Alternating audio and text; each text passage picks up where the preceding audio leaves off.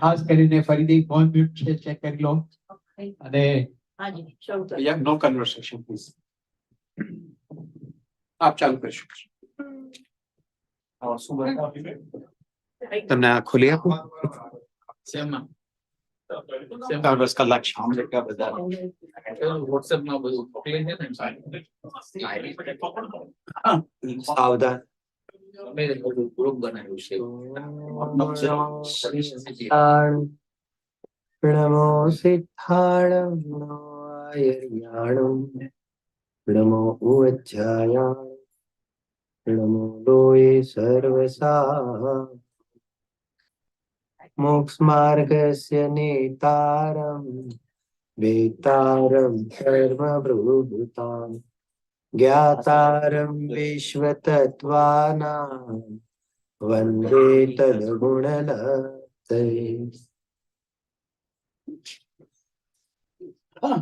આચાર્ય ભગવાન ઉમા સ્વામી આચાર્ય દેવ દ્વારા રચિત તત્વાર સૂત્ર ગ્રંથાધિરાજ બિરાજમાન છે.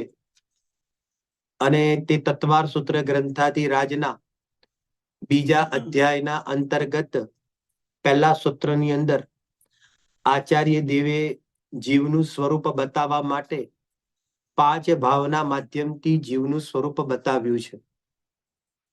5 ભાવના માધ્યમથી જે જીવનું સ્વરૂપ બતાવ્યું છે તેની અંદર જે ભાવ શબ્દનો પ્રયોગ કરવામાં આવ્યો છે, તો કાલે આપણે જોયું હતું કે ભાવ શબ્દનો જે પ્રયોગ છે તે અનેક અર્થની અંદર જીનાગમની અંદર જોવામાં આવે છે.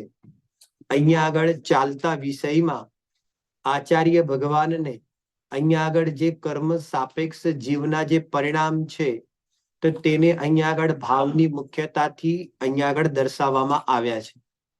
અને 5 સંખ્યા મુખ્ય રૂપથી બતાવી છે, જેની અંદર આપણે કાલે એક સામાન્ય રૂપથી તેની પરિભાષા જોઈ હતી કે કર્મના ઉપસમથી થવા વાળો જીવનો પરિણામ, એટલે એમાં કર્મનો જે ઉપસમ છે તે નિમિત્ત છે અને આ બાજુ જીવના જે પરિણામ છે તેને નૈમિત્તિક કહેવામાં આવે છે. કર્મનો ઉપસમ કઈ જીવના પરિણામમાં કઈ કરી નાખે એમ છે નહીં, કારણ કે બંને દ્રવ્યો અલગ અલગ છે. કર્મ દ્રવ્ય અલગ છે અને જીવના પરિણામ અલગ છે. એટલે કઈ કર્મ કઈ જીવને કરાવે છે એમ નથી, પરંતુ જીવના એ પરિણામોને સૂક્ષ્મ રીતે આ કર્મ થિયરીથી જ સમજી શકાય. છદ્મસ્થ જીવ, શાસ્ત્રમાં લખેલું છે કે જે છદ્મસ્થ જીવ છે તે જીવના એવા સૂક્ષ્મ પરિણામોને આ કર્મની થિયરીથી અથવા તો કર્મના માધ્યમથી તે જીવના પરિણામ સમજી શકે છે. એટલા માટે જીવના પરિણામને કર્મ સાપેક્ષ બતાવવામાં આવે છે. જેમ દાખલા તરીકે તમને તાવ આવ્યો હોય તો ડોક્ટર તરત રિપોર્ટ કાઢવાનું કહે છે, તો રિપોર્ટની અંદર તાવ દેખાય છે. રિપોર્ટમાં શું દેખાય છે? તો કે રિપોર્ટમાં તાવ નથી દેખાતો, પરંતુ રિપોર્ટના માધ્યમથી તાવ દેખાય છે. એમ અહીંયા આગળ કર્મના માધ્યમથી જીવના અંદરમાં એવા કેટલા સૂક્ષ્મ પરિણામ છે તો કે છે કે તેનું જ્ઞાન અહીંયા આગળ કર્મ સાપેક્ષના માધ્યમથી થશે. એ હું એટલા માટે આ ભૂમિકા બનાવું છું કે 1-2 લેક્ચર પછી કર્મની પણ વાત આવશે જ, 100% આવવાની છે. થોડીક સૂક્ષ્મ વાત કરીશું તો પણ તમે એને સમજવાની કોશિશ કરજો, કારણ કે તેના માધ્યમથી પણ જીવના પરિણામ જ બતાવવામાં આવશે. એટલા માટે અહીંયા આગળ કહે છે કે કાલે આપણે જોયું કે 5 ભાવના કાલે નામ આપણે જોયા હતા ક્રમથી કયા જોયા હતા આપણે? કે ઔપસમિક,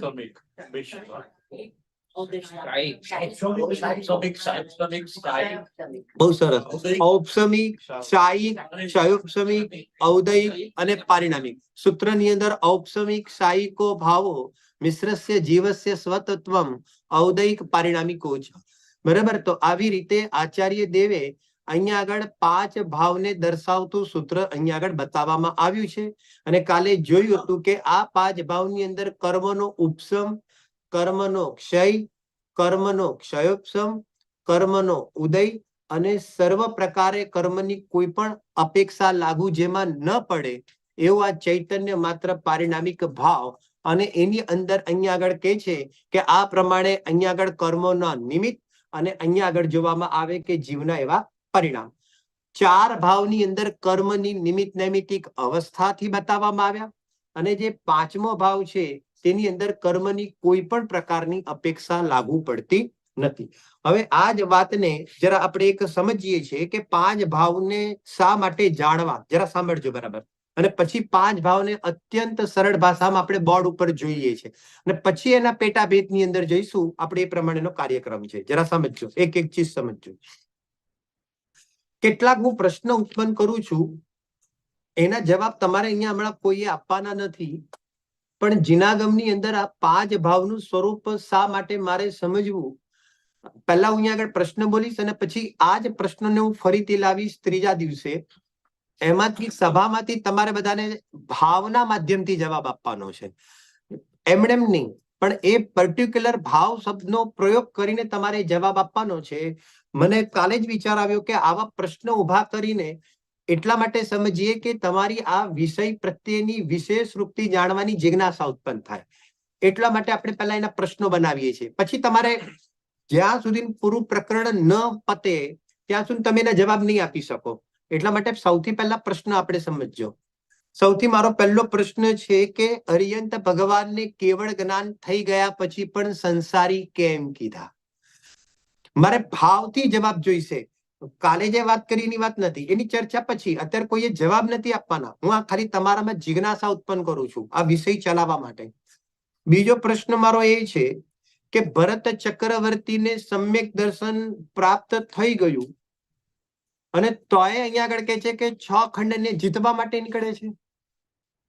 પ્રશ્ન, સમ્યક દર્શનની પ્રાપ્તિ થઈ ગઈ, મોક્ષ માર્ગી પણ કહેવામાં આવે છે અને આમ તો સવારે પછી જીનેન્દ્ર ભગવાનના દર્શન કરતા પણ જોવા જઈએ, ક્યારેક ક્યારેક કરે છે, એની ના પણ નથી પાડતા, અને છતાં પણ અહીંયા આગળ કે છે કે ભાઈ રોજ ઘોડા લઈને અહીંયા આગળ ચક્રવર્તી કે અહીંયા આગળ કે છે કે ખંડોને જીતવા જાય છે. તો આ અમને બધું અલગ અલગ પકટું લાગે છે. એક બાજુ ધર્માત્મા પણ કહીએ અને બીજી અધર્મની પણ ક્રિયા દેખાય છે. આ બધું રાખજો, આ ભાવની માધ્યમથી આપણે એના જવાબો જોઈશું. પછી ત્રીજી વાત, 11 અંગ અને 9 પૂર્વનું પણ જ્ઞાન થઈ જાય અને બહારની અંદર જીનેન્દ્ર ભગવાને કહેલું હોય એવું અહીંયા આગળ કહે છે કે વ્રતાદિ પણ ગ્રહણ કરે, નિરતિચાર પૂર્વક તેનું પાલન કરે. એમ હોવા છતાં પણ અહીંયા આગળ કહે છે, જરા સમજજો બરાબર, બરાબર ને, તે સંસારનો છેદ કરી શકતા નથી. એવા પણ જગતમાં જીવો જોવામાં આવે છે, એવી પરિણતિ જોવામાં આવે છે. તેનું કારણ શું? જ્ઞાનમાં કઈ બાકી ન રહ્યું એમ કહેવાય સામાન્યપણે. ચારિત્રની અંદર પાળવામાં પણ નિર્દોષ નિરતિચારનું પાલન કરે છે અને આવા બંને કારણો જીવનની અંદર જોવામાં આવતા હોવા છતાં પણ અહીંયા આગળ કહે છે કે તે સંસારનો છેદ કેમ નથી કરી શકતા, કેમ મુક્તિની પ્રાપ્તિ તેમને નથી થઈ?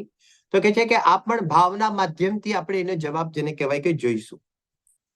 રાજા ઋષભદેવે અલગ અલગ પ્રકારના છે, બધાની અંદર અલગ અલગ પ્રકારના ભાવો આવશે, એ જરા બરાબર સાંભળજો. રાજા ઋષભદેવને 83 લાખ પૂર્વ સુધી ગ્રહસ્થ દશામાં રહ્યા અને તે 83 લાખ પૂર્વ સુધી ગ્રહસ્થ દશામાં રહ્યા તો સમ્યક દર્શન સહિત રહ્યા છે. કારણ કે રાજા ઋષભદેવ ક્યાંથી આવ્યા હતા? ક્યાંથી? સરવાર સિદ્ધિમાંથી આવ્યા હતા. અને સરવાર સિદ્ધિમાંથી જીવ આવ્યો છે એટલે સમ્યક દર્શન સહિત જ આવ્યો છે. અને આમ સમ્યક દર્શન સહિત આવે છે અને ગ્રહસ્થ દશાની અંદર 83 લાખ પૂર્વ સુધી અહીંયા આગળ કહે છે કે ગ્રહસ્થ દશામાં રહે છે. તો શું એમને ખબર નથી પડતી કે તારા ધ્યાનનું ધ્યેય એક ભગવાન આત્મા છે અને તું એની અંદર ઉપયોગ લગાવ અને એમાં તું સ્થિર થઈ જા? અને 83 લાખ પૂર્વ સુધી કેમ સાહેબ ઉભા છે? પોઈન્ટ પકડાય છે? પ્રશ્ન સમજાય છે? તો તેનું કારણ શું કે તેમને મુનિ દીક્ષા અંગીકાર નથી કરી. ભાવના માધ્યમથી આપણે જોઈશું. બરાબર, ચલો આગળ. બાહુબલીને બધા અલગ અલગ ડિફરન્સ છે સવાલો. બાહુબલીએ કેટલા વર્ષ સુધી તપ કર્યું? કોઈને ખ્યાલ છે? નહીં, 1 વર્ષ. બાહુબલીએ 1 વર્ષ સુધી અહીંયા આગળ જેને કહેવાય કે તપ કર્યું. બરાબર.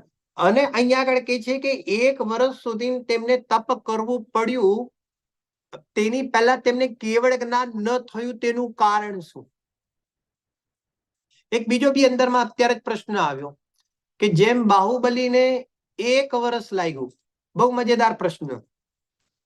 ભરત ચક્રવર્તીને કેટલો સમય લાગ્યો તો કેવળ જ્ઞાન લેવામાં? અંતર્મુહૂર્ત. બાહુબલીને કેટલો સમય લાગ્યો હમણાં ચાલતા વિષય પ્રમાણે? 1 વર્ષ કર્યું. અને અહીંયા આગળ જેને કહેવાય કે સાંભળજો, અહીંયા આગળ મોક્ષે જવામાં અહીંયા આગળ કહો તમે કે આ ઋષભદેવ ભગવાનને કેટલો સમય લાગ્યો હતો કેવળ જ્ઞાન લેવામાં? કેવળ જ્ઞાન લેવામાં 1000 વર્ષ. ઋષભદેવને 1000 વર્ષ, બાહુબલીને 1 વર્ષ અને ભરત ચક્રવર્તીને અંતર્મુહૂર્ત. બરાબર કે નહીં? મારો પ્રશ્ન એની અંદર ભાવનો એ છે કે આ ત્રણના પુરુષાર્થમાં શું ફરક છે? બરાબર ને? સમજી ગયા શું કહેવા માંગુ છું? કે મતલબ અને કેમ આવી રીતે ડિફરન્સ પડ્યા? આ બધા ભાવ તરફથી આ બધા જવાબ જોઈશે. આ બધું પકડી રાખજો તમે, બધું ચાલશે આગળ. જો બીજો પ્રશ્ન એવો છે કે 5મા ગુણ સ્થાને આચાર્ય દેવોએ 11 પ્રતિમાનું સ્વરૂપ બતાવ્યું કે 11 પ્રતિમા ક્યાં જોવામાં આવે? તો ગુણસ્થાનની અપેક્ષાએ જોવામાં આવે તો કે ભાઈ 5મા ગુણસ્થાનમાં નિશ્ચય યથાર્થ પ્રતિમા ત્યાં જોવામાં આવે. મારો પ્રશ્ન એ છે કે આ 11 પ્રતિમાના ભેદ પાડવાની જરૂર શા માટે પડી? ભાવના માધ્યમથી જવાબ જોઈશે આ બધા. બરાબર સમજજો. આ ભાવનું પ્રકરણ કેટલું ગહન છે, જ્યારે એની અંદર આપણે એન્ટર થઈશું ત્યારે જ ખબર પડશે. પ્રશ્ન સમજાયો કે 5મું ગુણસ્થાન તો 5મું છે કે પહેલી પ્રતિમા વાળાને પણ 5મું ગુણસ્થાન છે, ચોથી પ્રતિમા વાળાને પણ 5મું ગુણસ્થાન છે, 11મી પ્રતિમા વાળાને પણ અહીંયા આગળ કે છે કે 5મું ગુણસ્થાન છે. અરે 11મી પ્રતિમાની અંદર પણ પાછા 2 ભેદ પાડ્યા શુલ્લક એલકના, તો પણ કે છે કે બંનેનું ગુણસ્થાન કે છે કે 5મું છે. તો કે છે કે તેનું કારણ શું, તેની પણ આપણે ચર્ચા જોઈશું. ત્યારબાદ પંડિત ટોડરમલજીએ મોક્ષ માર્ગ પ્રકાશકની અંદર અહીંયા આગળ કીધું કે જે મુનિરાજ 28 મૂળ ગુણનું જે પાલન પાડે છે, તો અહીંયા આગળ શું છે? તો કે છે કે તે શું છે? એ શ્રદ્ધા, જ્ઞાન, ચારિત્ર ત્રણમાંથી શેમાં જશે?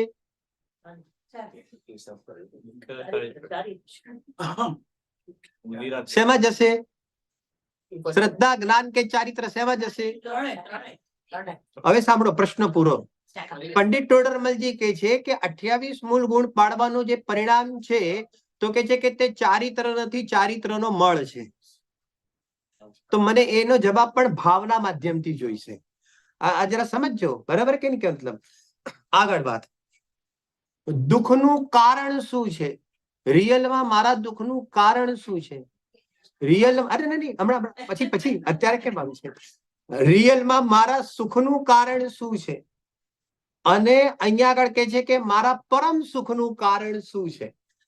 કે છે કે આનો પણ જવાબ આપણે જેને કહેવાય કે 5 ભાવના માધ્યમથી જોઈશું. બરાબર? આવા અનેક પ્રકારના પ્રશ્ન અહીંયા આગળ જેને કહેવાય કે ઉભા થાય છે આપણા જીવનમાં, જેની અંદર આખો મોક્ષ માર્ગ પણ રહેલો છે, સંસાર માર્ગ શું છે તેનું પણ જ્ઞાન થાય છે.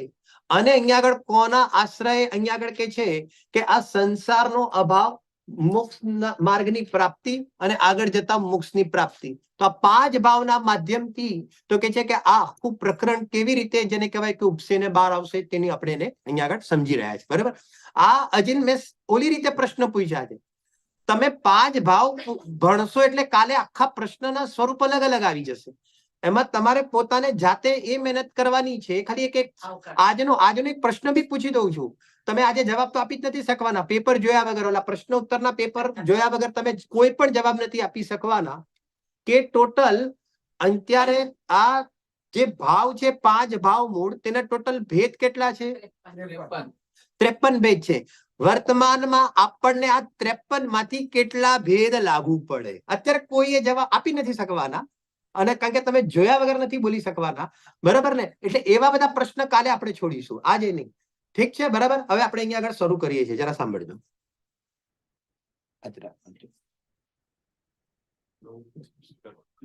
બોર્ડ પર જરા એંગલ કરજો ફોન. તમે ઓલી બાજુ કયો. કેલિબ્રેટ કરજો. આ એક તે લખી શકો.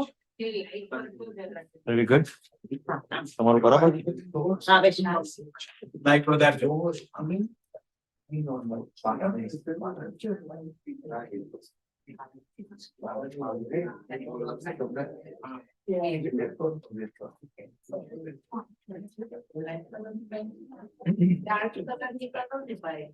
Like વધારે કરો છો. Black marker, please. નિલેશભાઈ આ કરે છે.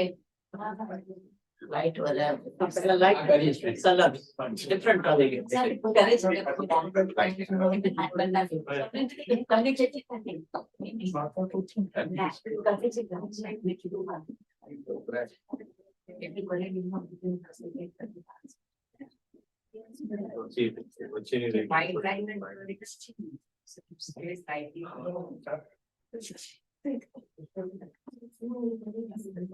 I think this કલર ક્યાં છે? અહીંયા છે નીચે એમાં બીજા આપણે લઈ એમને કરેલ છે કરે છે હા.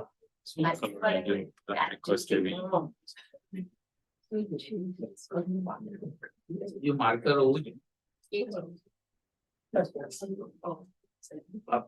મને ખબર નહીં કે તમે ડ્રોઈંગ કરાવવાના છો.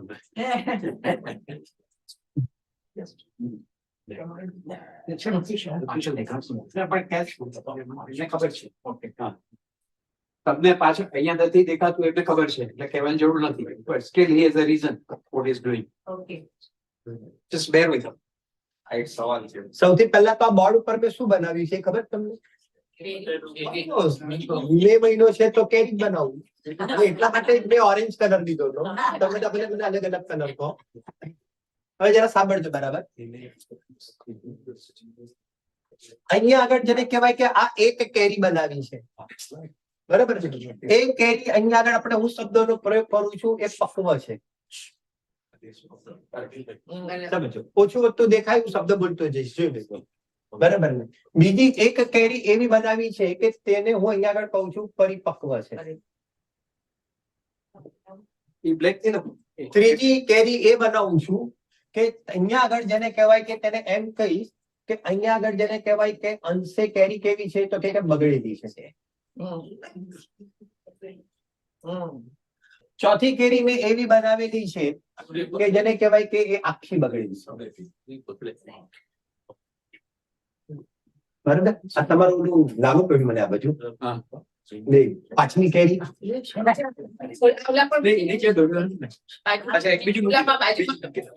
અમારો પ્રશ્ન હતો બસ મારે આ ધ્યાન અપાવું છું કે 5 ભાવ કોને કહેવાય જરા બરાબર સમજજો ભાઈ. આ એક કેરી એવી છે કે જે અહીંયા આગળ જેને કહેવાય કે પક્વ થયેલી છે. પક્વ થયેલી છે એનો અર્થ એ છે કે ખાવામાં કામમાં આવે છે અને મીઠી પણ લાગે છે. અને એની સાથે સાથે મેં બગલમાં એક બીજી પણ કેરી એવી મૂકી છે કે તે તો ખાવામાં આવે છે અને જેને કહેવાય કે તે પણ અહીંયા આગળ બહુ સુંદર રીતે જેને કહેવાય કે મીઠાશના રૂપમાં એકદમ પરિપક્વ થઈ ગયેલી છે. એટલા માટે મેં બંનેનું ડ્રોઈંગ અલગ અલગ રીતે જેને કહેવાય કે થોડુંક ડિફરન્સ મેં પાડ્યો છે. કેરી આ પણ ખાવા યોગ્ય છે. આનો પણ તમે રસ કાઢો તોય મને વાંધો નથી. આ પણ ખાવા યોગ્ય છે. આનો પણ જેને કહેવાય કે તમારે રસ કાઢવો હોય તો મને કોઈ વાંધો નથી. પણ જે ત્રીજી કેરી છે આપણી ઘરે આવી ગયેલી છે તે કેરીની અંદર પોઝિશન એવી બનેલી છે કે તેની અંદર કઈક ભાગ કેવો છે તો કે છે કે કઈક ભાગ બગાડવાનો છે પરંતુ મોટા ભાગનો ભાગ કેવો છે તો કે છે કે મોટા ભાગનો ભાગ જેને કહેવાય કે સારો છે. તો આવી પણ એક જેને કહેવાય કે કેરીની સિચ્યુએશન આપણે ત્યાં આગળ જેને કહેવાય કે જોવામાં આવી શકે છે. જો ભૂલથી અહીંયા આગળ હવે બરોબર શબ્દ એક એક પ્રયોગ કરું છું તે જરા બરાબર સાંભળજો. માની લો કે આનો રસ ખાધો તેની પણ એક મજા લીધી.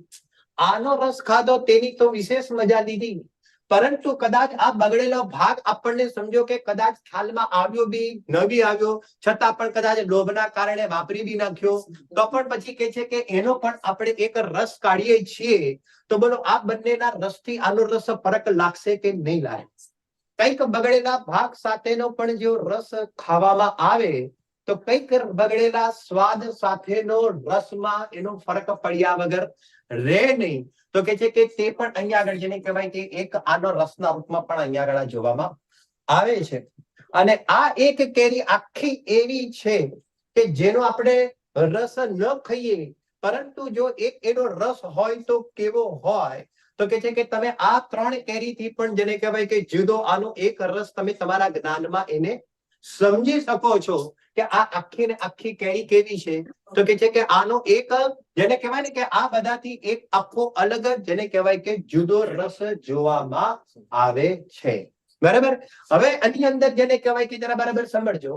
એની અંદર આપણે આ જે 4 પ્રકારની જે કેરી બતાવી, તો આ 4 પ્રકારની કેરીના ઉદાહરણની અંદર પહેલું જે આ કેરી બતાવી તેનું નામ છે ઔપસમિક ભાવ. બીજા નંબરની કેરીનું નામ છે અહીંયા આગળ ક્ષાયિક ભાવ. ત્રીજા નંબરની કેરીનું નામ છે અહીંયા આગળ જેને કહેવાય કે ક્ષયોપસમિક ભાવ. અને ચોથા નંબરની અહીંયા આગળ જે કેરીનું નામ છે તો કહે છે કે તેનું નામ છે ઔદયિક ભાવ. તો મારો પ્રશ્ન એ છે કે તો પછી પારિણામિક ભાવ ક્યાં ગયો? આ એકદમ સિમ્પલ ઉદાહરણ છે. સીધો જેને કહેવાય કે 5 ભાવ તરત જ ખ્યાલમાં આવી જાય એવું આ જેને કહેવાય કે ઉદાહરણ છે. તો કે છે કે સાંભળજો કે આ જે પક્વપણું જે છે, જરા સાંભળજો બરાબર. દેખાય છે? આ જે પક્વપણું જે છે તો તેની અંદર પણ જેને કહેવાય કે તે કેરીના પક્વપણા પર પણ નજર ન નાખતા ખાલી અહીંયા આગળ એને શું જોવાની છે? એ કે અહીંયા આગળ જેને કહેવાય કે કેરી જોવાની છે. પરિપક્વપણું પણ ન જોતા ખાલી એને અહીંયા આગળ શું જોવાનું છે? તો કે છે કે કેરી રૂપથી જોવાનું છે. ભલે અહીંયા આગળ થોડી બગડેલી છે અને અહીંયા આગળ બાકીની સારી હોવા છતાં પણ આ બગાડ વાળો ભાગ અને સારા ભાગ પર નજર ન નાખતા એને અહીંયા આગળ માત્ર કેરી જોવાની છે. અને આ આખા બગાડ વાળા ભાગ ઉપર પણ લક્ષ ન કરતા એને પણ અહીંયા આગળ માત્ર સમાન કોટીએ આને પણ અહીંયા આગળ કેરી જે જોઈએ છે તેને અહીંયા આગળ જેને કહેવાય કે કેરી સંબંધીનો પારિણામિક ભાવ કહેવામાં આવે છે. એટલા માટે મેં પાછું જાણી જોઈને નથી લીધું. કારણ કે એવું નથી કે પારિણામિક ભાવ તમારો કોઈક અલગ જગ્યા પર હોય. જ્યાં આગળ બાકીના ભાવ છે ત્યાં જ પારિણામિક ભાવ છે. જ્યાં છોતરું છે ત્યાં જ મોસંબી, અને જ્યાં આગળ મોસંબીનું અંદર છાલ છે ત્યાં જ મોસંબી છે. જ્યાં આગળ મોસંબીની પણ અંદરની ઓર સૂક્ષ્મ છાલ છે ત્યાં જ મોસંબી છે. પણ મૂળ મોસંબી શું છે? તો કે એની અંદર સાંભળજો, જે રસ પડેલો છે, જે મૂળ રસ પડેલો જે છે, એવી રીતે અહીંયા આગળ કે છે કે આ કેરી એને શું કહેવામાં આવે છે કે બધાની અંદર કેરી કેરી કેરી કેરી કેરી જો તેને અહીંયા આગળ શું કહેવામાં આવે છે? એ કે પારિણામિક ભાવ. બરાબર કે? હવે જરા સાંભળજો બરાબર. આપણે જે પરિભાષા હજી આપણે ઓર સ્પષ્ટ કરીએ છીએ, પારિણામિક ભાવને ઓર સ્પષ્ટ કરીએ છીએ કે આપણે પારિણામિક ભાવની જે પરિભાષા બનાવી, તો પારિણામિક ભાવની એ પરિભાષા આપણે બનાવી કે જેમાં કર્મનો ઉદય, ઉપસમ, ક્ષયોપસમ કે ક્ષય જે એક પણ જેને કહેવાય કે એના ઉદય, ઉપસમ, ક્ષય, ક્ષયોપસમની અપેક્ષા લાગુ પડતી નથી, પરંતુ જેને કહેવાય કે એક માત્ર સહજ ભાવ, બરાબર ને, તેને પારિણામિક ભાવ કહેવામાં આવે છે. હવે ચાલતો વિષય આપણે આત્મા ઉપર ઘટિત કરીએ છીએ, એટલે કે જીવ દ્રવ્ય ઉપર ઘટિત કરીએ છીએ, એટલે સાથો એક શબ્દ પ્રયોગ આપણે જીવ માટે એડ કર્યો કે ચૈતન્ય માત્ર પારિણામિક ભાવ. જરા સમજજો, જરા થોડોક ઉપયોગ સૂક્ષ્મ કરજો કે અહીંયા આગળ આધ્યાત્મિક પ્રકરણ પણ ટચ કરે છે ને આચાર્ય દેવ, એટલા માટે એનો શબ્દનો પ્રયોગ કરવામાં આવ્યો કે ચૈતન્ય માત્ર પારિણામિક ભાવ. કારણ કે આપણે આ આત્માના, આપણે જીવના જેને કહેવાય કે ભાવો શીખવા બેસ્યા. આમ કહીને શું કહેવા માંગીએ છીએ? આમ કહીને એમ કહેવા માંગીએ છીએ કે અહીંયા આગળ કહે છે કે જગતની અંદર ઉદ્ગલ દ્રવ્ય પણ જોવામાં આવે છે. જગતની અંદર ધર્માસ્તિકાય પણ છે, અધર્માસ્તિકાય પણ છે, આકાશ પણ છે અને કાળ છે. તો કે છે કે આ બધા દ્રવ્યો પણ કે છે કે પારિણામિક ભાવે છે. જરા બરાબર સાંભળજો એક એક ચીજ. આપણે અહીંયા આગળ ચૈતન્ય માત્ર, સહજ ભાવ, પારિણામિક ભાવ તે આત્મા ઉપર ઘટિત કરીને જેને કહેવાય કે તે ડેફિનેશન ની અંદર ચૈતન્ય શબ્દનો પ્રયોગ કર્યો. બાકી જેને કહેવાય કે જેમ આત્માને એટલે કે જીવ દ્રવ્યને જગતની અંદર રહેવા માટે અહીંયા આગળ કે છે કે કર્મની કોઈ મહેરબાનીની અપેક્ષા નથી, કર્મના ઉદયમાં કોઈ જીવ નથી. સાંભળજો બરાબર. કર્મના અનુદયમાં કોઈ જીવ નથી. ભલે કોઈ વિવક્ષિત કર્મના અનુદયમાં ભલે સમ્યક દર્શન હોય, પરંતુ કર્મના કોઈ અનુદયમાં જીવની સત્તા નથી. પોઈન્ટ પકડાય છે કે નહીં? કર્મના ઉદયમાં ભલે રાગ હોય, પરંતુ કર્મના ઉદયમાં જીવ નથી. તો કે છે કે એને કોઈ પણ પ્રકારના કર્મની મહેરબાનીની અપેક્ષા નથી. એવો એક અનાદિ અનંત રહેવા વાળો તે ભાવ, તેને આપણે અહીંયા આગળ પારિણામિક ભાવ કહીએ છીએ. બરાબર? હવે જરા સાંભળજો. બરાબર? તો એની અંદર આચાર્ય દેવ બીજી વાત વિશેષ એ કહેવા માંગે છે કે અહીંયા આગળ આજે કેરી કેરી કેરી કેરી બધામાં મેં કેરી જોઈ, એ તો પારિણામિક ભાવ.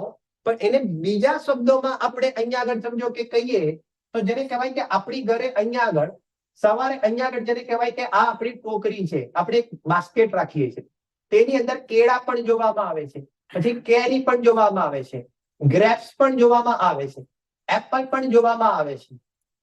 બધું એક સાથે આપણે અહીંયા આગળ રાખીએ છીએ.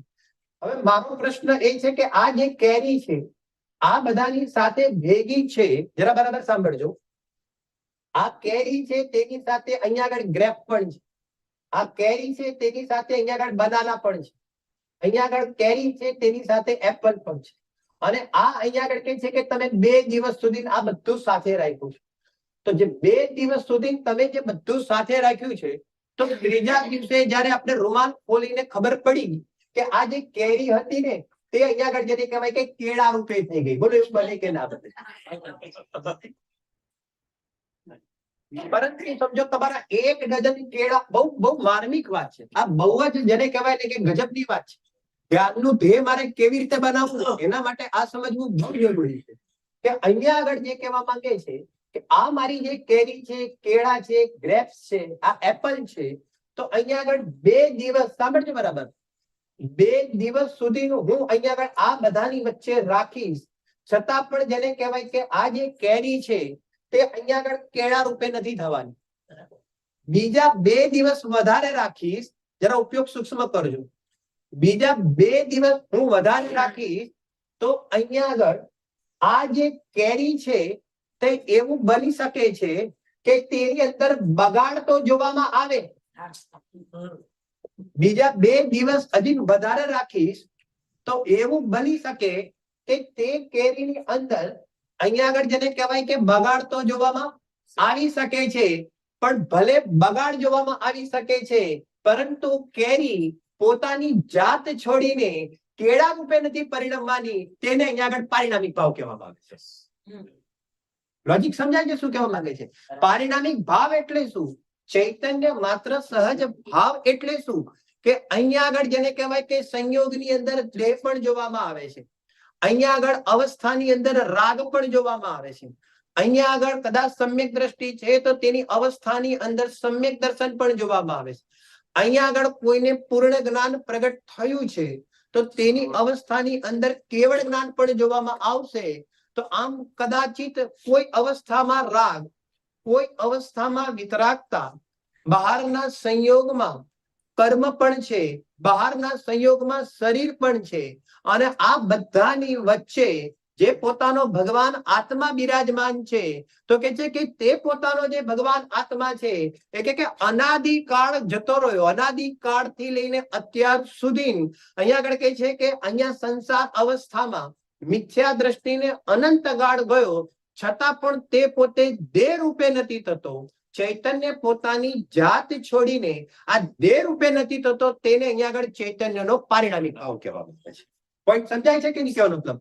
અનાદિકાળથી વિકાર રૂપે પરિણમતો હોવા છતાં પણ અત્યારે આપણે પારિણામિક ભાવને પ્રથમ સમજીએ છીએ, પછી બીજા બધા ભાવને સમજીને ફરીથી પાછા આપણે એને સમજીશું કે અનાદિકાળથી તેની અવસ્થાની અંદર રાગાદિ રૂપે પરિણમતો હોવા છતાં પણ પોતાનું ચૈતન્યપણું છોડીને મૂળ પદાર્થ, મૂળ સ્વભાવ પોતે અહીંયા આગળ રાગ રૂપે નથી થઈ જતો, તેને અહીંયા આગળ પારિણામિક ભાવ કહેવામાં આવે છે. જીવની અવસ્થાની અંદર, સાંભળજો બરાબર, જીવની અવસ્થાની અંદર તેને અહીંયા આગળ સમ્યક દર્શનની પણ પ્રાપ્તિ થઈ ગઈ. તો અહીંયા આગળ જીવની અવસ્થામાં તેને સમ્યક દર્શનની પ્રાપ્તિ થઈ ગઈ હોવા છતાં પણ જે મૂળ સ્વભાવ જે છે, ચૈતન્ય સ્વભાવ છે, તે સમ્યક દર્શન રૂપે નથી થતો. એટલે બીજી ભાષા યુઝ કરું છું કે તે પોતે પર્યાય રૂપ નથી થતો, તેને અહીંયા આગળ પારિણામિક ભાવ કહેવામાં આવે છે. પોતાની પર્યાયની અંદર અહીંયા આગળ કેવળ જ્ઞાન પૂર્ણ દશાની પ્રાપ્તિ થઈ જાય, અરે સિદ્ધત્વ દશાની પણ પ્રાપ્તિ થઈ જાય, પરંતુ આ પોતાનો ચૈતન્ય સ્વભાવી ભગવાન આત્મા તે સિદ્ધ અવસ્થા રૂપે પરિણમતો નથી. તેને અહીંયા આગળ પારિણામિક ભાવ કહેવામાં આવે છે. કારણ કે આ અંદરમાં જે ચૈતન્ય સ્વભાવ ભગવાન આત્મા છે તે સંસાર અવસ્થા રૂપે પણ પરિણમ્યો નથી, તો તેના અભાવમાં આ મોક્ષ દશા રૂપે પણ પરિણમતો નથી. પણ સંસાર અવસ્થામાં પણ ચૈતન્ય ચૈતન્ય ચૈતન્ય, મોક્ષ માર્ગની અવસ્થામાં પણ ચૈતન્ય ચૈતન્ય ચૈતન્ય, અને મોક્ષ દશાનામાં પણ ચૈતન્ય ચૈતન્ય ચૈતન્ય.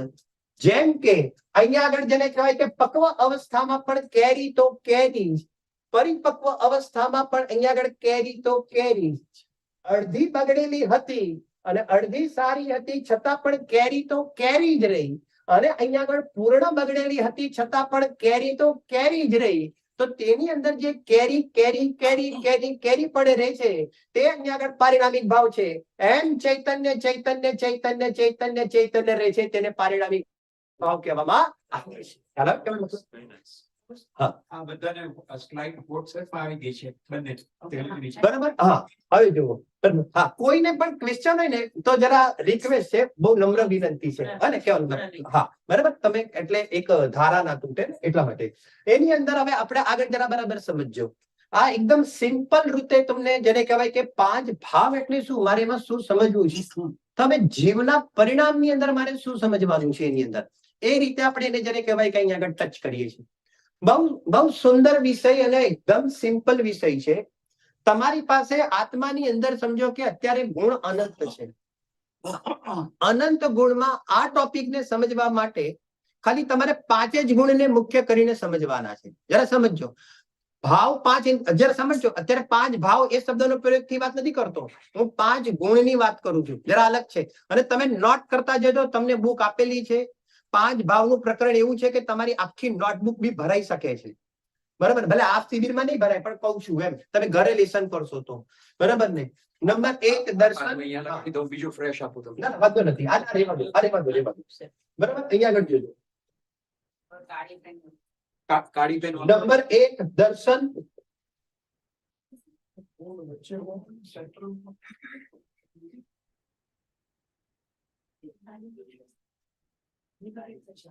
જ્ઞાન, વીર્ય, શ્રદ્ધા અને ચારિત્ર. બાકી બધાને હમણાં સાઈડ ઉપર મૂકી દો. એટલે બીજા બધા ગુણોને સાઈડ ઉપર, એટલે તમે સમજ્યા કે બીજું બધું બાજુ ઉપર મૂકી દો. મેન આના ઉપર ફોકસ કરજો. ખાલી ફક્ત 5 ગુણને યાદ કરવાના છે.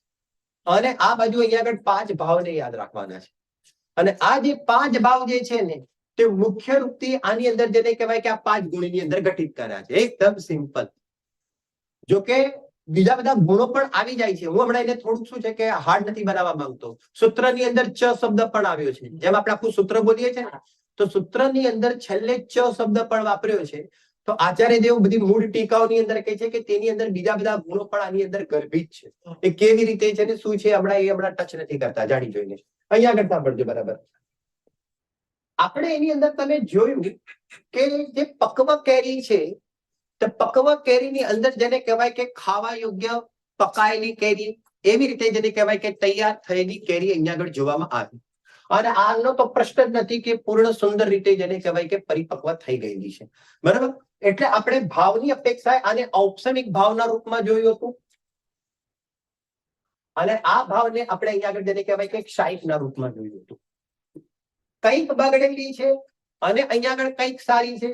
તેને અહીંયા આગળ કારણ કે આ એક્ઝામ્પલ છે ને એટલા માટે, કારણ કે મારે પછી બીજું કંઈક બતાવવું છે ને એટલા માટે ફરીથી બોલી જાઉં છું. કંઈક બગડેલી છે ને કંઈક સારું છે, તો તેને આપણે ક્ષયોપશમના રૂપમાં જોયું. અને જે પૂરી બગડેલી છે તેને આપણે જેને કહેવાય કે અહીંયા આગળ ઔદયિકના રૂપમાં જોયું. હવે જરા બરાબર સમજજો. અહીંયા આગળ જ્ઞાનની અંદર શું થાય છે?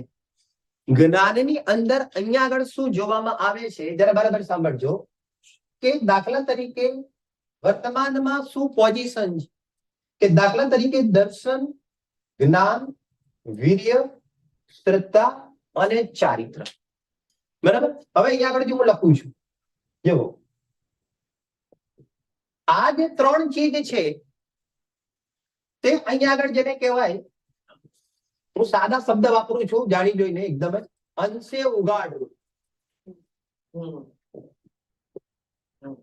અંશે ઉગાડ રૂપ, પૂર્ણ ઉગાડ નથી. બરાબર. હવે તમે તમારી જાતે બોલવા લાગો કે જ્યારે મેં એમ શબ્દનો પ્રયોગ કર્યો કે આ દર્શન, જ્ઞાન અને ચારિત્ર તે અંશે ઉગાડ રૂપ છે, તો તમે મને એમ કહો કે આ ચાર કેરીમાંથી કઈ કેરીનો નંબર લાગશે? એકદમ સિમ્પલ. બરાબર કે નહીં? જેને કહેવાય કે અંશે ઉગાડ રૂપ. હું બીજો બી શબ્દ પ્રયોગ કરું છું કારણ કે આપણે બધા 53 ભેદ બી શીખવાના છે ને, એટલા માટે કે એક ચર્ચા એવી આવશે કે જે અંશે ઉગાડ રૂપ, અને એક આવશે આની અંદર ને આની અંદર અંશે વિશુદ્ધિ રૂપ, અને સાથે લખીશ અંશે શુદ્ધ. અહીંયા આગળ અંશે અશુદ્ધિ. આ ધ્યાન રાખજો. અંશે શુદ્ધિ, અંશે અશુદ્ધિ. અને બીજો શબ્દ પ્રયોગ શું કર્યું? અંશે ઉગાડ. અને અહીંયા આગળ જેને કહેવાય, જરા સાંભળજો, આપણે અહીંયા આગળ થોડું ચેન્જ કરીએ. અહીંયા આગળ આ નથી લખવું, સોરી, આ કાઢી નાખજો જરા. અહીંયા આગળ આવો.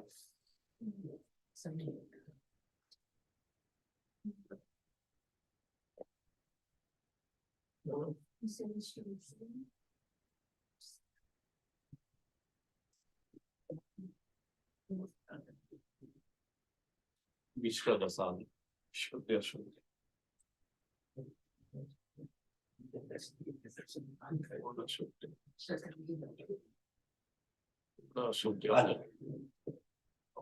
હું બોલું છું, શબ્દ ભલે દૂરથી ના વંચાય, જરા બરાબર સાંભળજો.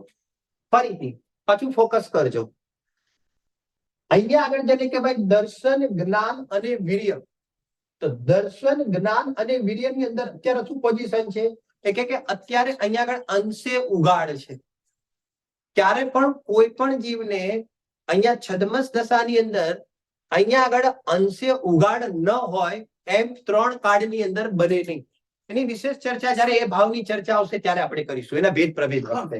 એટલે એને સામાન્ય રૂપથી લઈ લીધું. અહીંયા આગળ જેને કહેવાય કે અંશે ઉગાડ. બરાબર કે નહીં? શ્રદ્ધા અને ચારિત્રની પોઝિશનમાં શું આવે? તો કે શ્રદ્ધા અને ચારિત્રની પોઝિશનમાં એકચ્યુઅલી ઉગાડ રૂપ એવો શબ્દનો પ્રયોગ નહીં કરીએ. જરા ધ્યાન આપજો. તેની અંદર પોઝિશન શું આવશે કે તેની અંદર એવું બની શકે કે તેની અંદર યા તો જેને કહેવાય કે પૂરેપૂરી અશુદ્ધિ હશે, યા તો એમ બનશે કે કંઈક અશુદ્ધિ પણ જોવામાં આવશે અને કંઈક શુદ્ધિ પણ જોવામાં આવશે, અને યા તો એમ બનશે કે પૂરી રીતે અહીંયા આગળ તેની શુદ્ધિ જોવામાં આવશે. બરાબર. આ 3 વ્યવસ્થા બનશે. શું કીધું? ફરીથી. બરાબર કે નહીં? હવે તમે મને અહીંયા આગળ સમજો કે અહીંયા આગળ હમણાં જેમ તમે હમણાં જવાબ આપ્યો કે અહીંયા કીધું કે અંશે ઉગાડ રૂપ, તો કયો ભાવ આવશે? ક્ષયોપ સમિક ભાવ આવશે. બરાબર. હવે અહીંયા આગળ જોવો, શ્રદ્ધા અને ચારિત્રની અંદર જો અહીંયા આગળ જેને કહેવાય કે પૂરેપૂરી અશુદ્ધિ હોય તો અહીંયા આગળ કયા નંબરની કેરી આવશે? મને તો કેરીમાં જવાબ આપો. એટલે કે અહીંયા આગળ બોલો ને, કયા નંબરની કેરી? 1, 2, 3, 4. એટલે મને એ ખબર પડે, તમે નંબર બોલશો તો તમે આ ઉદાહરણ સમજ્યા છો કે નહીં એ મને ખ્યાલ. એટલા માટે બરાબર કે નહીં? તો જે પૂરેપૂરી અશુદ્ધિ છે તો કયા નંબરની કેરીની વાત છે? 4 નંબરની છે. અહીંયા આગળ અંશે જેને કહેવાય કે શુદ્ધિ છે અને અંશે અશુદ્ધિ છે, તો કયા નંબરની કેરી આવશે? કયા નંબરની કેરી આવશે?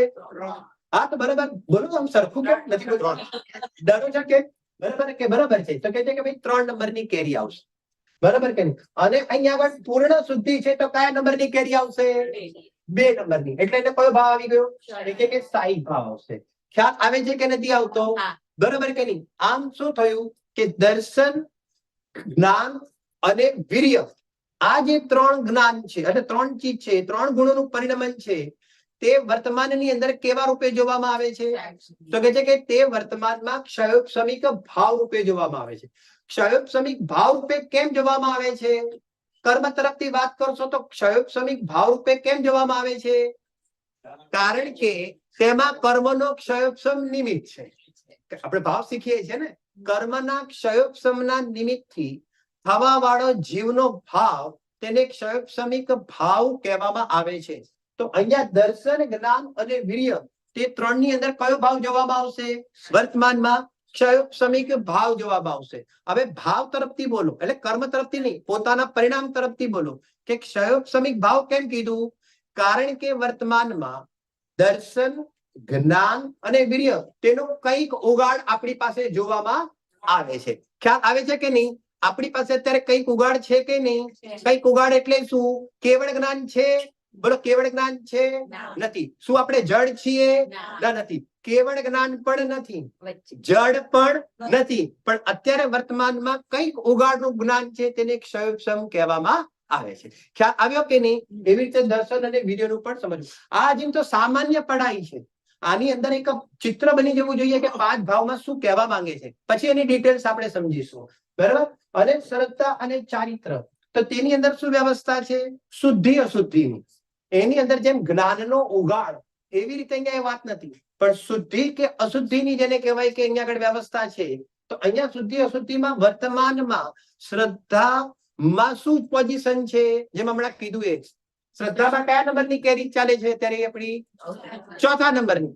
એટલે અહીંયા આગળ આપણી શ્રદ્ધા કેવી છે? સંપૂર્ણપણે વિપરીત છે. બરાબર ને? આપણી શ્રદ્ધા કેવી છે? સંપૂર્ણપણે જેને કહેવાય કે વિપરીત છે. બરાબર? અને ચારિત્ર પણ કેવું છે? સંપૂર્ણપણે. તો કે છે કે ચારિત્ર પણ સંપૂર્ણપણે જેને કહેવાય કે વિપરીત જોવામાં આવે છે.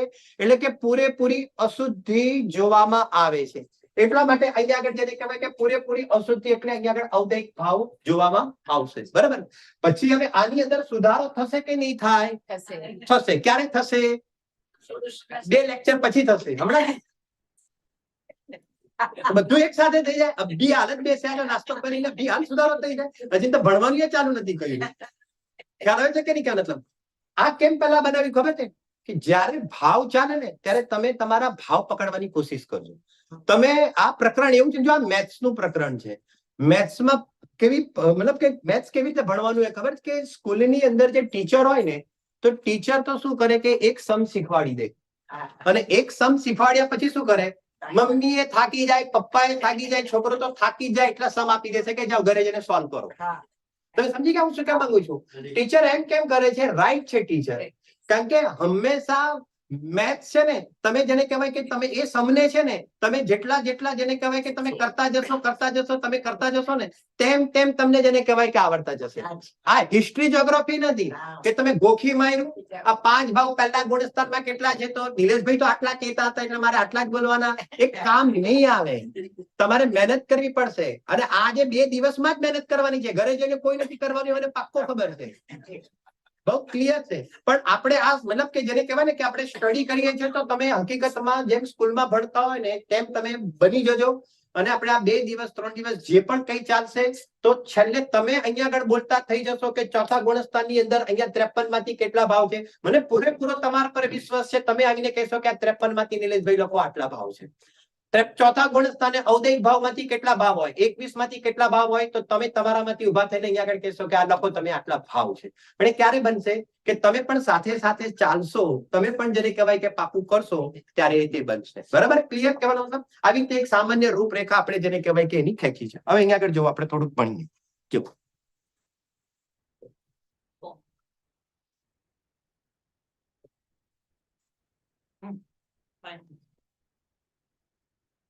તમારા 5 થી 7 મિનિટ છે. હા, કેટલી? 5 થી 7 મિનિટ. ઓકે. હવે જરા ચાર્ટ તમે કાઢજો. સૂત્રની અંદર જો એક તત્વાર સૂત્રના સૂત્રની પણ એક ખૂબી આપણે જોઈએ. તત્વાર સૂત્રના જેટલા પણ સૂત્ર છે આની અંદર જેને કહેવાય 357 સૂત્ર છે 10 અધ્યાયની અંદર. તો આચાર્ય દેવે સૂત્રની અંદર જ્યારે પણ જેને કહેવાય તેના ભેદ પ્રભેદ બતાવ્યા હોય, ખાલી હું એકલા આની વાત નથી કરતો, 5 ભાવની વાત નથી કરતો, પણ કોઈ પણ સૂત્રની જે રચના કરી છે ને, તો તેની અંદર કોઈ ક્રમ બતાવ્યો છે, તો તેનું કોઈને કોઈ વિવક્ષિત કારણ છે. જરા એ સમજો. કોઈ બી ગમે ત્યારે તમે તત્વાર સૂત્ર ભણો ને તો આની અંદર જેને કહેવાય કે કોઈ પણ ક્રમ બતાવ્યો હોય, કોઈ પણ ની અંદર જેને કે સગુપ્તી સમિતિ ધર્માનુપ્રેક્ષા પરિસહજય ચારિત્રે, તો તમે એની અંદર પહેલા ગુપ્તી કેમ લીધી, પછી સમિતિ કેમ લીધી, બરાબર કે નહીં? તો તેની અંદર કોઈ એક રીઝન છે. એમ અહીંયા આગળ જે 5 ભાવ છે તો 5 ભાવમાં સૌથી પહેલા ઔપસમિક ભાવ જેને કહેવાય કે કેમ બતાવ્યો, એના પછી જે ક્ષાયિક ભાવ કેમ બતાવ્યો, તો તેનું પણ જેને કહેવાય કે અહીંયા આગળ કોઈ ખાસ રીઝન છે, કારણ છે, બરાબર ને? અહીંયા બતાવી દઉં છું 1 મિનિટમાં, પછી આપણે અહીંયા આગળ બીજી રીતે ભણીએ છીએ. એટલા માટે કારણ કે જેને કહેવાય કે સૌથી ઓછી સંખ્યા ઔપસમિક ભાવ વાળાની છે, બરાબર કે નહીં? સૌથી ઓછામાં ઓછી સંખ્યા ઔપસમિક ભાવ વાળાની હોવાથી સૌથી પહેલા ઔપસમિક ભાવની ચર્ચા કરી. એના પછી વધારે કોની છે? ક્ષાયિક ભાવની છે, એટલે આચાર્ય દેવે તેની ચર્ચા કરી. એના પછી અહીંયા આગળ ક્ષયોપસમિક ભાવ વાળાની છે, એટલા માટે તેની ચર્ચા કરી. એના પછી અહીંયા આગળ ઔદયિક ભાવ વાળાની છે, તેની ચર્ચા કરી. અને સંપૂર્ણ જીવ પારિણામિક ભાવે હોય એટલે છેલ્લે જેને કહેવાય કે એની ચર્ચા કરી છે. એટલે આ એના રીઝન છે, બરાબર. અને બીજું એક કારણ પણ એ બતાવ્યું કે ધર્મની શરૂઆત શેનાથી થાય છે, તો કે છે કે ધર્મની શરૂઆત ઔપસમિક ભાવથી થાય છે. એટલા માટે જેને કહેવાય કે સૌ પ્રથમ આચાર્ય દેવે અહીંયા આગળ જેને કહેવાય કે તેની ચર્ચા મૂકી છે. એવા રીઝનો પણ બતાવવામાં આવ્યા છે. આપણે અહીંયા આગળ ચાલીશું થોડુંક અલગ રીતે ચાલવું છે. અહીંયા આગળ આપણે જેને કહેવાય કે શીખવામાં અલગ રીતે, એટલે શીખવામાં આપણે અલગ રીતે ચાલવું છે કે સૌથી પહેલા આપણે ઔદયિક ભાવ ભણીશું. તમે સમજી ગયા કેમ ઔદયિક ભાવ કેમ ભણીશું? એ બી તમે બધા મતલબ કે ઘણા વર્ષોથી તમે છો સ્વાધ્યાય, એટલે તમે પકડી શકશો કે કેમ આપણે સૌથી પહેલા ઔદયિક ભાવથી શરૂઆત કરવાના છે, બરાબર. એની અંદર સૌથી પહેલા ભાઈ આપણે એની આ નહીં, ઓલી જે ફાઇલ છે ને તે ખોલો.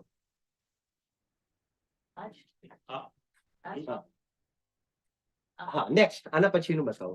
1 મિનિટ પહેલા આ જોઈ લેવા દો. અહીંયા આગળ જુઓ, સૌથી પહેલા ઔદયિક ભાવના કેટલા ભેદ બતાવ્યા છે? અહીંયા આગળ જરા બધા અત્યારે જ પાકું કરો. ઔદયિક ભાવના કેટલા ભેદ બતાવ્યા?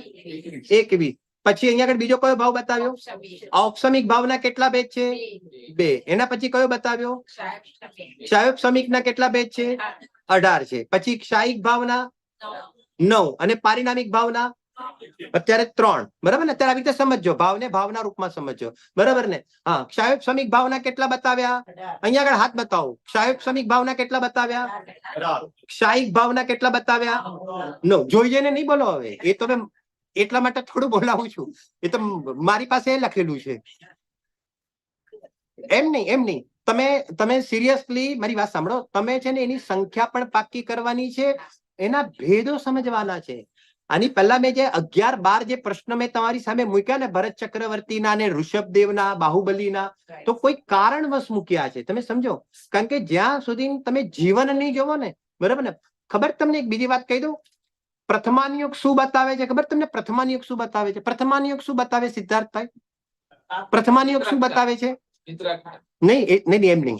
આપણે પ્રથમાનિયોગ શું બતાવે છે? નહીં, સાંભળો. અરે પ્રથમાનિયોગ દ્રવ્યાનિયોગ બતાવે છે, પ્રથમાનિયોગ કરણાનિયોગ બતાવે છે, અને પ્રથમાનિયોગ ચરણાનિયોગ બતાવે છે. પંડિત ટોડરમલજીએ લખ્યું છે 8મા અધિકારમાં કે બાકીના 3ના કે તમને ઉદાહરણ ક્યાં જોવા મળશે? તો કે આ બાકીના 3 અનિયોગના ઉદાહરણ તમને કે છે કે પ્રથમાનિયોગમાં જોવા મળશે. તમારે દ્રવ્યાનિયોગ સમયસાર બી જોવો હશે તો તમને જીવંત કોણ બતાવશે? તો કે જીવંત તમને પ્રથમાનિયોગ બતાવશે. જીવંત એટલે ભાવ સમજવાનો. તો જીવંત કોણ બતાવશે? ચરણાનિયોગ ક્યાં જોવાનો છે? અરે ચરણાનિયોગ ગ્રંથોમાં નથી જોવાનો, ચરણાનિયોગ મુનિરાજોના આચારોમાં જોવાનો છે. ખ્યાલ છે ને? કરણાનિયોગ ક્યાં જોવાનો છે? કરણાનિયોગ ક્યાં છે? અરે કર્મ પ્રકૃતિમાં કરણાનિયોગ નથી જોવાનો. અહીંયા ગજકુમાર મુનિરાજ જયારે અહીંયા આગળ તપશ્ચર્યા કરે છે અને પરિસર જીતે છે ને, ત્યારે અહીંયા આગળ કેટલી કર્મની પ્રકૃતિઓ ભડભડ બળે છે, તો કરણાનિયોગ તેમ એ અહીંયા ગજકુમાર મુનિરાજની સાધનામાં જોવાનો છે. હંમેશા આપણે ગ્રંથથી ગ્રંથ નથી શીખવાનો, જીવથી ગ્રંથ શીખવાનો છે. કારણ કે જીવને જોઈને ગ્રંથ લખ્યા છે. આવી રીતે તમારે સ્ટડી કરવાની છે. ભાવને પણ પોતાના ભાવમાં પકડીને આવી રીતે ઘટિત કરશો ને તો તમે પોતે બહુ એકદમ જેને કહેવાય ને કે ફ્રી થઈ જશો, બરાબર ને? સમજવા માટે. ચલો, એવી રીતે અહીંયા આગળ ઔદયિક ભાવના 21 ભેદ, ઔપસમિક ભાવના 2 ભેદ, પછી ક્ષયોપસમિક ભાવના 18 ભેદ, ક્ષાયિક ભાવના 9 ભેદ અને પારિણામિક ભાવના 3 ભેદ. આવી રીતે છે. નેક્સ્ટ ચિત્ર. હા, બરોબર. જુઓ હવે, જો પેલા ચિત્ર તમને દેખાય છે? તમને આ ચિત્રમાંથી કયું ચિત્ર ગમે છે? આ ચિત્રમાંથી માર તો સીધો પ્રશ્ન દાદા એ છે કે આ ચિત્ર બધા પાડ્યા છે ને આ બધા અને નહીં આમ સરખું બસ આજ રાખો અત્યારે ઔદયિક રાખો ઉપર થોડું સરખું બધાને દેખાય એવું આ પ્રશ્નની અંદર પણ રૂપ છે જરા બરાબર સાંભળજો મારો પ્રશ્ન છે કે તમને આ ચિત્રોમાંથી આ જે બધા ગોઠવ્યા છે ને તેમાંથી તમને કયું ચિત્ર સારું લાગ્યું કયું ગમે છે કયા ચિત્રમાં રહેવા માંગો છો બરાબર કે નહીં બેન આ જેટલા છે ને જો 4 ગતિ હવે તમારી બીજી પઢાઈ ચાલુ થઈ છે હવે સાંભળો આપણે એન્ટર થયા છે બરાબર કે નહીં જેને કહેવાય હવે આ 21 ભેદ તમારે યાદ રાખવાના છે બહુ સિમ્પલ છે બહુ સરળ છે એકદમ સિમ્પલ અને સરળ છે 21 ભેદ ઔદયિક ભાવના 21 ભેદ બરાબર ને એની અંદર સૌથી પહેલા શું બતાવ્યું છે 4 ગતિ બરાબર જો હું મારી વાત સાંભળો તમે બુકની અંદર છે ને કારણ કે મારે તમને બીજું બી બતાવું જે આમાં નથી બતાવ્યું તમે 4 ગતિ લખો ને પછી એકલું મનુષ્ય આખું લખવાનું જરૂર નથી મતી એમ કરજો એનું કારણ છે કે હું સાથે સાથે જયારે 40 ને ત્યારે હું તમને બીજું પણ સાથે લખાવતો જઈશ તો તમે બાજુમાં બુક્સમાં લખજો આ તમારે લાઈફ ટાઈમ કામમાં આવશે તમે સમજો કોઈ પણ લખાણ છે ને લાઈફ ટાઈમ કામમાં આવે છે બરાબર ચાલો 4 ગતિ પછી 4 કસાય તો ક્રો માં એવી રીતે લખજો કારણ કે એમાં પણ પાછા તમને કંઈક સામે બીજું લખાવીશ એટલા માટે કહું છું 4 કસાય ત્યારબાદ અહીંયા આગળ લખ્યા છે 3 વેદ સ્ત્રી પુરુષ અને નપુંસક વેદ બરાબર પછી આ બાજુ છે 6 લેસ્યા એના પછી અહીંયા આગળ નીચે આવી જાઓ મિથ્યા દર્શન પછી અહીંયા આગળ શું છે બીજું અજ્ઞાન પછી અસંયમ જો ફોટા પણ બધા થોડા સિલેક્ટ કરેલા છે એવી રીતે ફોટા એમને નથી ઉપાડ્યા બરાબર ને અને પછી અસિદ્ધત્વ આપણને રાજુભાઈએ મહેનત કરી આપી મેં 3 અહીંયા જ આવવાનું હતું નક્કી હતું ને આવ્યો ને એના આગલા દિવસે આપણા ભાઈંદર વાળા રાજુભાઈ એમને મહેનત કરીને મને રાત્રે 1 વાગે કાઢીને રાત્રે 9 વાગે ફોન કરું છું ને 3-4 કલાક રાત્રે જાગીને 1 વાગે 2 વાગે બધા બનેલા છે અલગ અલગ જગ્યાએથી એટલે હું જાણી જોઈને એટલા માટે નામ લઉં છું કે એમનો ઉપકાર છે એમ એટલે મતલબ એમને આપણને મહેનત કરી આપી છે બધું બનાવીને સ્વતીને સરળ થઈ જાય થોડું ઈઝી થઈ જાય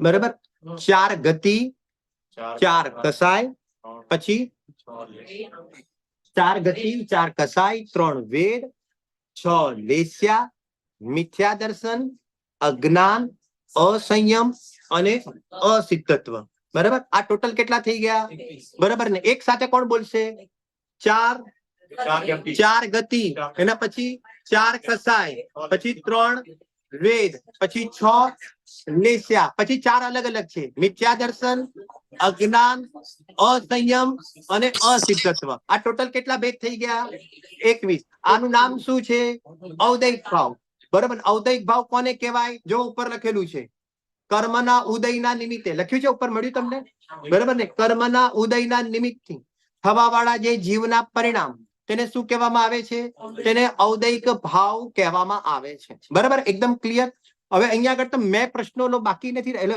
ઉભો રાખ્યો છે જીન આમાંથી આપણને કયા સ્થાનમાં આવવું ગમે છે એની અંદર એ તો મને ખબર છે તમે એ જ બોલવાના હતા હવે હું બીજું બોલું છું સાંભળજો બરાબર કેમ આ અસિદ્ધત્વમાં શું છે આમાં શું કઈ પ્રોબ્લેમ છે તમારે આ જે ભગવાન બેસેલા છે એમાં તમારે કઈ પ્રોબ્લેમ છે તમારે લોકોને તમને પહેલા તો કોઈ પ્રોબ્લેમ છે એ કહો કે અમારે તો આમાંથી એકેમાં નથી તો અહીંયા છીએ અમે પહેલામાં છીએ ઔદયિક ભાવમાં બરાબર કે નહીં એમ નહીં એને આપણે ટેકનિકલી આપણે સમજીએ કે શું કહેવા માંગે એક પિક કરવાનું તો લઈ લઈએ અસિદ્ધત્વ એક જ પિક કરવાનું તો અસિદ્ધત્વ લઈ લઈએ હા એમનો એક જવાબ છે બરાબર કે નહીં એક એમનો વિચાર છે બીજા કોઈને કઈ પૂછવું છે આની અંદર જો આ ક્લાસ છે મેં પહેલા જ કીધું હતું અને આ 5 ભાવને ક્લાસના રૂપ એટલે શું ક્લાસ છે એમ કહીને શું કહેવા માંગુ છું મને પૂછવાની છૂટ છે બરાબર કે નહીં હા બરાબર કે નહીં મારો જરા તમે ફોકસ કરજો શું કહેવા માંગે છે ફોકસ કરજો જે 21 ભેદ બતાવ્યા છે એની અંદર ચલો અહીંયા આગળ કોઈને ન ગમે આ બધામાં ન ગમે આપણે સમજી શકીએ છીએ પરંતુ મારો પ્રશ્ન એ છે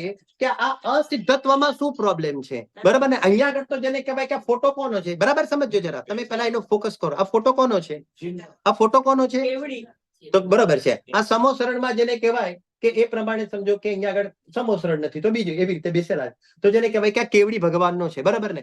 અહીંયા કોઈ પ્રોબ્લેમ છે? કોઈને અહીંયા પ્રોબ્લેમ? યોગ યોગ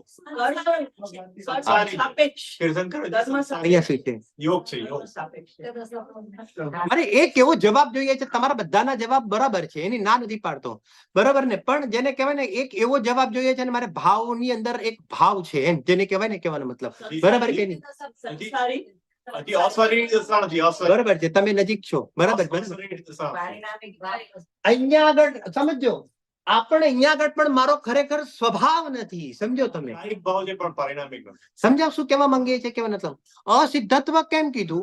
અસિદ્ધત્વ એટલે અજીન 4 અઘાતી કર્મનો પણ ત્યાં આગળ ઉદય જોવામાં આવે છે, અને 4 અઘાતી કર્મના ઉદયના કારણે અજીન સિદ્ધત્વ દશા જેને કહેવાય તેમને પ્રગટ થઈ નથી. માટે અહીંયા આગળ જેને કહેવાય કે અસિદ્ધત્વ શબ્દનો અહીંયા આગળ પ્રયોગ કરવામાં આવે છે. એમ કહીને શું કહેવા માંગે છે, બરાબર સાંભળજો. પૂજ્ય ગુરુદેવ શ્રીના જૂના પ્રવચનોમાં વાત કરેલી છે. પૂજ્ય ગુરુદેવ શ્રી એમ કે છે કે અહીંયા આગળ કે છે કે 14મા ગુણસ્થાન સુધી પણ કે છે કે અજીન પ્રતિજીવી ગુણોનું અશુદ્ધ પરિણમન છે, તે ખરેખર તે પણ જીવનો સ્વભાવ નથી. અજીન અહીંયા આગળ પણ એટલી અશુદ્ધતા જોવામાં આવે છે, અને સિદ્ધ દશાની અંદર તો કે છે કે તેનો પણ અભાવ થઈને જેવો સ્વભાવ છે તેવો પર્યાયની અંદર પરિપૂર્ણ સ્વભાવ પ્રગટ થઈ જાય છે. એટલા માટે ખરેખર અહીંયા આગળ પણ ઊભા રહેવા જેવું નથી. ખ્યાલ આવે છે કે? આવી રીતે ટેકનિકલી સમજ, આપણું ધ્યાન જવું જોઈએ, આપણું લક્ષ્ય જવું જોઈએ કે શું જવું છે ને મારે પહોંચવાનું ક્યાં છે. વિશેષ ચર્ચા અત્યારે 21 ભેદ તમે પાકા કરી લેજો. 21 ભેદનું એનું આપણે એક સ્વરૂપ પણ અંદરમાં આપણે જઈશું, એન્ટર થઈશું, એના સ્વરૂપને સમજીને અને પછી વિસ્તારથી આપણે આગળ વધીશું. બરાબર? ચાલો. ટાઈમ ઓછો પડે. તમે ક્યાં જવું? આપણો ટાઈમ ઓછો પડે. અને બીજી ખુશી આપું. બીજી ખુશી હા, તમે. તમારું માઇક રહેવા દો, હું એમને બીજું માઇક હા, હા. તમે અહીંયા આવી જાઓ. તમે બેસો. પ્રશ્ન અત્યારે ના હજી આ તમારી સવાલ જવાબ પૂછવાનો સમય છે, એટલે જેટલા સવાલ હોય હાથ ઊંચો કરજો એટલે ચાલુ થશે. ઓકે, હું માઇક પાસ કરું છું. નિલેશભાઈ થોડા નજીક આવો.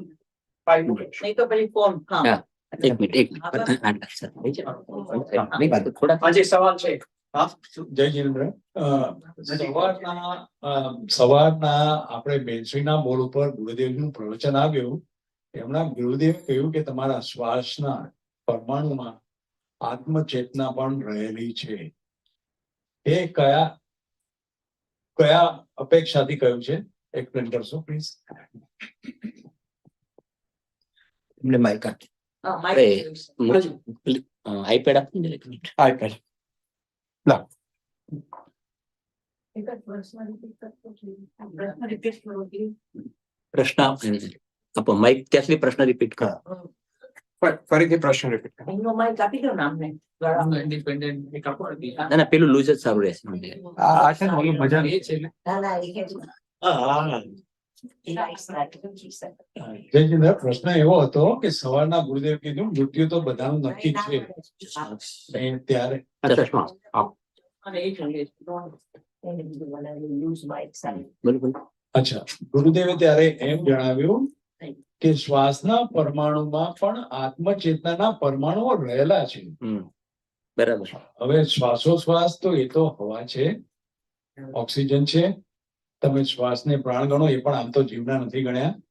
તો એ કઈ હિસાબે ચેતનાના પરમાણુ એમાં રહેલા છે ખ્યાલ ના આવ્યો. જો એમાં Microphone. આપો માઇક.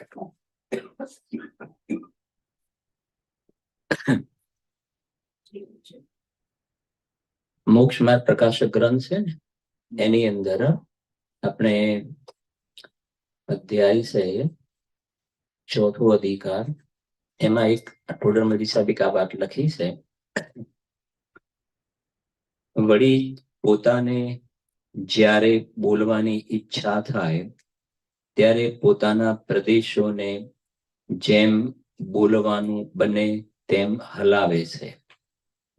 ત્યારે એક ક્ષેત્ર અવગાહ સંબંધથી શરીરનું અંગ પણ હાલે છે. તેના નિમિત્તથી ભાષા વર્ગણારૂપ પૂદગલો વચન રૂપે પરિણમે છે. એ બધાને એક રૂપ માની આ એમ માને છે કે હું બોલું છું. તો જો અહીંયા જે વાત એ નથી ને, કે જ્યાં લખ્યું છે અહીંયા કે વળી પોતાને જ્યારે બોલવાની ઈચ્છા થાય, બરાબર, એક વાત ઈચ્છા થઈ, રાગ. આ કેટલામું પાનું છે? Page number 82.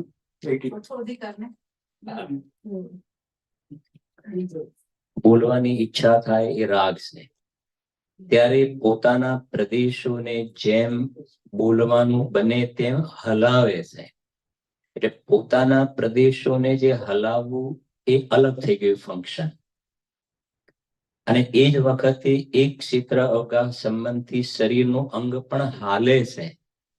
પેલું હલાવે છે અને આ હાલે છે, બેમાં ફરક પડ્યો. જેમ અત્યારે આ આંગળી આમાં થાય છે ને, તો હું આત્માના પ્રદેશોને હલાવું છું, આત્માના પ્રદેશો. અને આંગળી છે એ જ વખતે આમાં શું થાય છે? હલે છે. એટલે 11ની જીવ શું માને છે કે આ આંગળીને કોને હલાવી? સમજાય છે કે નહીં? એવી જ રીતે આ આત્માના પ્રદેશો છે ને આંગળી છે, એમ શ્વાસોશ્વાસ પણ છે. સમજી ગયા ને? અને શ્વાસોશ્વાસ છે શરીરનું અંગ છે. જેમ આંગળા અંગ શરીરનું અંગ છે, એમ શ્વાસોશ્વાસ પવન એ પણ એક શરીરનું અંગ છે. જે બોલે 5 ઇન્દ્રિય 3 બળ શ્વાસોશ્વાસ અને આયુ, તો એ પણ એક શરીરનું અંગ છે. અને અંદરમાં જે આત્મા એ અલગ વસ્તુ છે, બંનેનો એક ક્ષેત્રાવકાશ સંબંધ છે. તો આ આત્માના પ્રદેશોને હલાવ્યા તો આંગળી હલી, એમ અહીંયા આ આત્માના પ્રદેશોની અંદર એ પ્રમાણેની સ્થિતિ બને છે. તો આ બાજુ શું જોવામાં આવે છે? શ્વાસોશ્વાસ જોવામાં આવે છે. પણ આ પણ ગુરુદેવને સમજાવવું છે હવે કે આ અહીંયા જે લખ્યું છે ને, આ બંનેનો નિમિત્ત નૈમિત્તિક સંબંધ છે. જ્યારે આ આંગળીઓને આમામ થવાની યોગ્યતા નથી, પેરાલિસિસ થઈ ગયું, યોગ્યતા નથી ને, તો આ બાજુ જીવની અંદર પણ એ પ્રકારનો એનો યોગ જોવામાં આવશે કે એની અંદર પણ આ પ્રમાણે હલવાનો જે યોગ નહીં જોવામાં આવે નિમિત્ત રૂપે, ને આ બાજુ નૈમિત્તિક ને નિમિત્ત નૈમિત્તિક સંબંધ નહીં જોવામાં આવે. એવી રીતે ગુરુદેવને સમજાવવું છે કે આજે આપણે આ શ્વાસોશ્વાસમાં ચાલે છે ને, એ વખતે આપણે આત્માના પ્રદેશોને આમ ઊંચા નીચા કરીએ છીએ અને શ્વાસોશ્વાસ ચાલે છે. પણ જ્યારે મરણનો કાળ આવશે, દેહ છૂટવાનો કાળ આવશે, એ વખતે આ જે શ્વાસોશ્વાસ આ પ્રમાણે એમ બતાવવું છે ઉપચારનું કથન કે શ્વાસોશ્વાસને પણ તમે ફેરફાર કરી શકશો નહીં. આ આંગળા હલાવવાને બહારના નથી કહ્યું કે મેં આમ કર્યું ને મેં આમ કર્યું ને મેં આટલું કર્યું મેં આમ કર્યું. તો એને સમજાવવા માટે કે ભાઈ આ શ્વાસોશ્વાસને પણ તમે આગું પાછું કરી શકશો નહીં, આત્માના પ્રદેશોમાં એક ક્ષેત્રાવકાશ વિદ્યમાન હોવા છતાં પણ. એ ભાવ છે. બહુ સરસ. અચ્છા, પ્રશ્ન બીજો કઈ હતો? હાજી,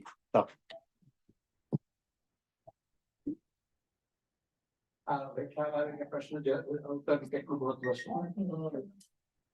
અજ્ઞાનને કારણે બહુ લો લેવલનો પ્રશ્ન પૂછવો પડે કે ભાવ શબ્દ સમજવા માટે ઈચ્છા, મન, ભાવ, હું ઈચ્છા કરું એ મારા ભાવની વાત છે કે કોઈ મને કે એના કારણે રિએક્શન ના ભાવ છે? કયા ભાવની શું હોય છે સમજાતો નથી. ઈચ્છા, મન, ભાવ કરનાર હું છું અને કયા કારણ, એટલે આ ભાવ શબ્દ જો સમજાય બરોબર કે ક્યાંથી ઉત્પન્ન થાય છે ને શું છે, તો આ આગળનું બધું જરા સહેલાઈથી સમજાય. નિલેશભાઈ માટે છે પ્રશ્ન?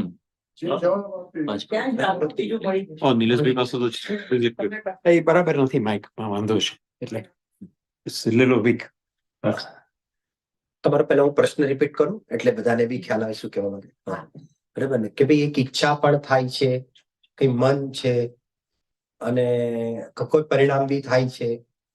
તો એક તો એ વાત આવે અને આ 5 ભાવની વાત છે. તો એ બધું એક છે કે અંદરમાં શું સમજવું, ક્યાં જવું, બરાબર ને કેવા મતલબ? હા, એટલે આપણે જયારે 5 ભાવનું પ્રકરણ ચાલશે ને, એની અંદર આપણે અત્યારે જે ચલાવીશું ઔદૈહિક ભાવ.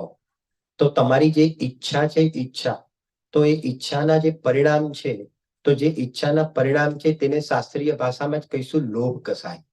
તો તે લોભ કસાય, તો આપણે જેમ ઔદૈહિક ભાવમાં આપણે જોયું ને કે 4 કસાય, તો તે અહીંયા આગળ તમારી ઈચ્છા છે તે પણ કેમાં જશે? તો કે છે કે ઔદૈહિક ભાવમાં જશે.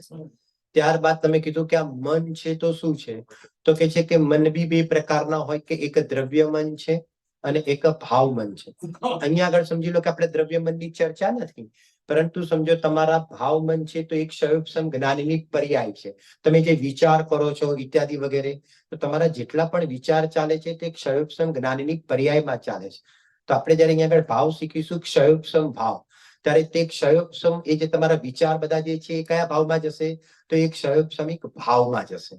એટલે કહેવાનો મતલબ કે આ જે ભાવનો પ્રયોગ અથવા તો ભાવનું જે આપણે પ્રકરણ સમજી રહ્યા છે, તો જીવની અંદર જે પણ કોઈ પરિણામ થશે, જીવની અંદર ચાહે કસાય ભાવ થાય, ચાહે વિતરાગ ભાવ થાય, ચાહે અહમપણાના ભાવ થાય, ચાહે પ્રતીતિ રૂપ ભાવ થાય, ઇત્યાદિ વગેરે કોઈ પણ ભાવ થશે તો કે છે કે તે આ 5 ભાવના રૂપમાં તેની અહીંયા આગળ ચર્ચા આપણે જોવાના છે. આ નામ આપી દીધા. જેમ તમે કેમ કીધું કે આ ઈચ્છા એટલે શું?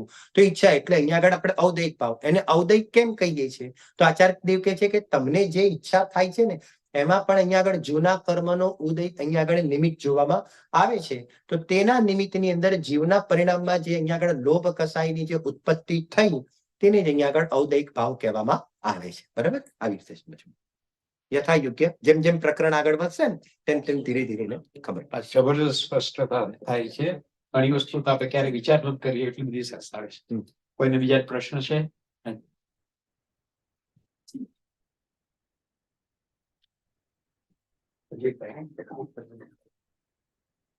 હાજી, ગઈકાલે આપે જણાવ્યું કે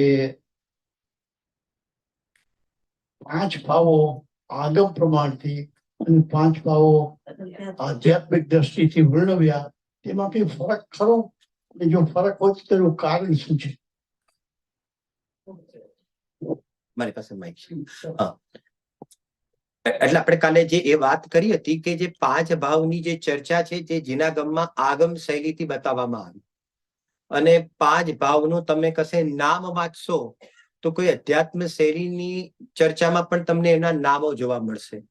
એટલે ફરક છે. એટલે કેવી રીતે કે આગમની જે શૈલી હોય તેની અંદર જે પણ ટોપિક આવે, અથવા તો દાખલા તરીકે આપણે 5 ભાવની ચર્ચા કરી રહ્યા છે, તો આગમ શૈલીથી 5 ભાવ સમજવા એટલે શું? આગમ શૈલીથી 5 ભાવ સમજવા એટલે કે જીવની અવસ્થામાં છે તેનો સ્વીકાર કરવો, 5 ભાવનો સ્વીકાર કરવો.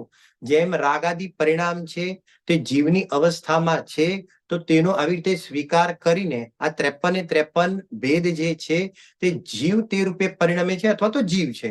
તો કે છે કે તેનો સ્વીકાર કરીને તેની સત્તાની હયાતીનો સ્વીકાર કરવો અને તે રીતે તે ટોપિક સમજવો, તો તેને આગમ શૈલી કહેવામાં આવશે.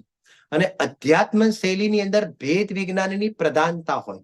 તો અધ્યાત્મ શૈલીમાં દાખલા તરીકે આપણે કીધું કે નિયમસારની અંદર પણ તમને ચર્ચા એની જોવા મળશે.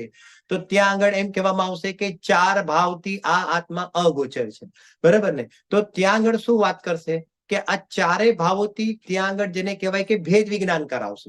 તો ત્યાં આગળ ભેદ વિજ્ઞાન કરાવવાની મુખ્યતાથી ત્યાં ચર્ચા આવે, અને અહીંયા આગળ તેનું જ્ઞાન કરાવવાની મુખ્યતાથી ચર્ચા આવે. ત્યાં આગળ એમ કહેશે કે આ 4 ભાવ તે હું નથી. તો હું નથી એટલે દ્રવ્ય સ્વભાવમાં એની દ્રષ્ટિ કરતા મને એ દેખાતા નથી, અનુભવાતા નથી, એટલે એ હું નથી. પણ તેથી કરીને કોઈ પર્યાયમાં પણ નથી. તો કે છે કે ત્યાં એમ કહેવાનો આશય નથી હોતો. ત્યાં અધ્યાત્મ શૈલીમાં આવી રીતે મુખ્ય ગૌણ કરીને પ્રયોજનની જયારે સિદ્ધિ કરવી હોય તો એ રીતે મુખ્યતાથી જેને કહેવાય કે તેની ચર્ચા કરવામાં આવે. અને આગમ શૈલીની અંદર બધા છે, પેલા છે પછી મુખ્ય ગૌણ થશે ને. રાગને પેલા પર્યાયમાં અવસ્થામાં છે તેનો સ્વીકાર કરીશું, પણ વિતરાગતા પ્રગટ કરવા માટે તે રાગાદી ભાવોને પણ પર્યાયમાં જ ગૌણ કરીને અને સ્વભાવની દ્રષ્ટિ કરવાની વાત આવશે. એટલે હંમેશા જીનાગમનો કોઈ પણ ટોપિક આપણે સમજવાનો હોય તો એની પદ્ધતિ જ આ છે કે પહેલા એને આગમ શૈલીથી સમજવાનો હોય, અને નિયમ છે કે આગમ જ્ઞાન પણ સાર્થક ક્યારે કે તેમાંથી અધ્યાત્મ નીકળે ત્યારે. કારણ કે પ્રયોજન તો અધ્યાત્મનું છે, પ્રયોજન તો વિતરાગતાનું છે, પણ એની પદ્ધતિ આ છે કે બંનેને યથા યોગ્ય શૈલીથી આપણે એને સમજવાનું હોય છે. બરાબર? એમ હવે દાખલા તરીકે ડાયરેક્ટ અધ્યાત્મ શૈલીથી સમજીએ કે રાગ મારામાં છે જ નહીં, હવે અવસ્થામાં બી જો માની લે તો શું થઈ જશે? તો પંડિતજીના કહેવા પ્રમાણે નીચેવાસનો પ્રસંગ આવીને ઉભો રહી જશે. એટલા માટે આગમ પૂર્વક અધ્યાત્મની સ્ટડી કરવાની હોય છે. બરાબર? Thank you very much. હજી એક સવાલ છે અહીંયા. હા.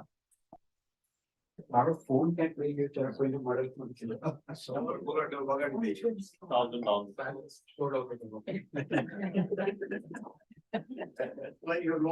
સવાલમાં એ છે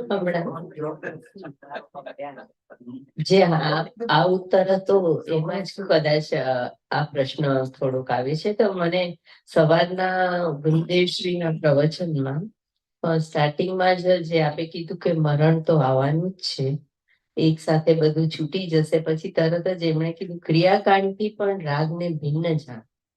તો ત્યારે મને એમ થાય, એક વિચાર આવે કે ક્રિયાકાંડથી રાગને ભિન્ન જાણ, તો એમાં પછી ક્રિયાકાંડ કરતી વખતે ઉપયોગ તો એમાં રહે આપણો, અને એને હું જો રાગને ભિન્ન જાણ તો એને ન્યાય ન આપી શકું મારી ક્રિયાને, પણ એમાં જો ઉપયોગ નાખું તો હું મારા ને રાગને કેમ ભિન્ન જાણું. એટલે ત્યાં જરાક મને ખુલાસો કરો થોડો.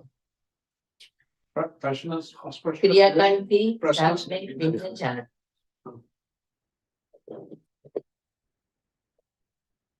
ક્રિયાકાંડથી મને રાગને કેવી રીતે ભિન્ન જાણવું. કદાચ હું સમજુ છું ત્યાં સુધી આવું હશે, આવું હતું લગભગ. ક્રિયાકાંડ અને રાગથી પણ આત્માને ભિન્ન જાણ. ક્રિયાકાંડ અને રાગથી પણ આત્માને ભિન્ન જાણ, જે સમ્યક દર્શન રડી થઈ છે એક વાત. અને જયારે આ બંનેની પણ કદાચ વાત કરીએ કે રાગને ક્રિયાકાંડથી ભિન્ન જાણ, તો પણ કોઈ વાંધો નથી આવતો, કેમ કે ક્રિયાકાંડ જે છે અજીવ તત્વની ક્રિયા છે અને રાગ જે છે આશ્રવ તત્વ છે. એટલે એ બંને વચ્ચે પણ એક પ્રકારે ભિન્નતા છે. જે બંને વચ્ચે ભિન્નતા ન હોય તો 7 તત્વો ઉભા નહીં થાય. એટલે ક્રિયાકાંડ એ અલગ તત્વ છે, રાગ અલગ તત્વ છે, અને હું અજીવ તત્વ અને રાગ આશ્રવ તત્વથી ભિન્ન જ્ઞાયક તત્વ છું, જેને છડડામાં કહ્યું છે વર્ણાદિયરુ રાગાદિ તે નિજ ભાવ કો ન્યારા કિયા, એવા પ્રકારનો ત્યાં ભાવ રહી છે. શું ટાઈમ થયો? હમણાં આપણે ઓલું ઈચ્છાની ને વાત કરી ને, લોભ અને ઈચ્છા, તો એમાં મનનો શું રોલ છે? એક તો આપણો કર્મનો ઉદય થયો, લોભ કર્મનો ઉદય, દ્રવ્ય કર્મનો, અને અહીંયા જીવના ભાવમાં ઈચ્છા થઈ, તો એમાં મનનો શું રોલ છે?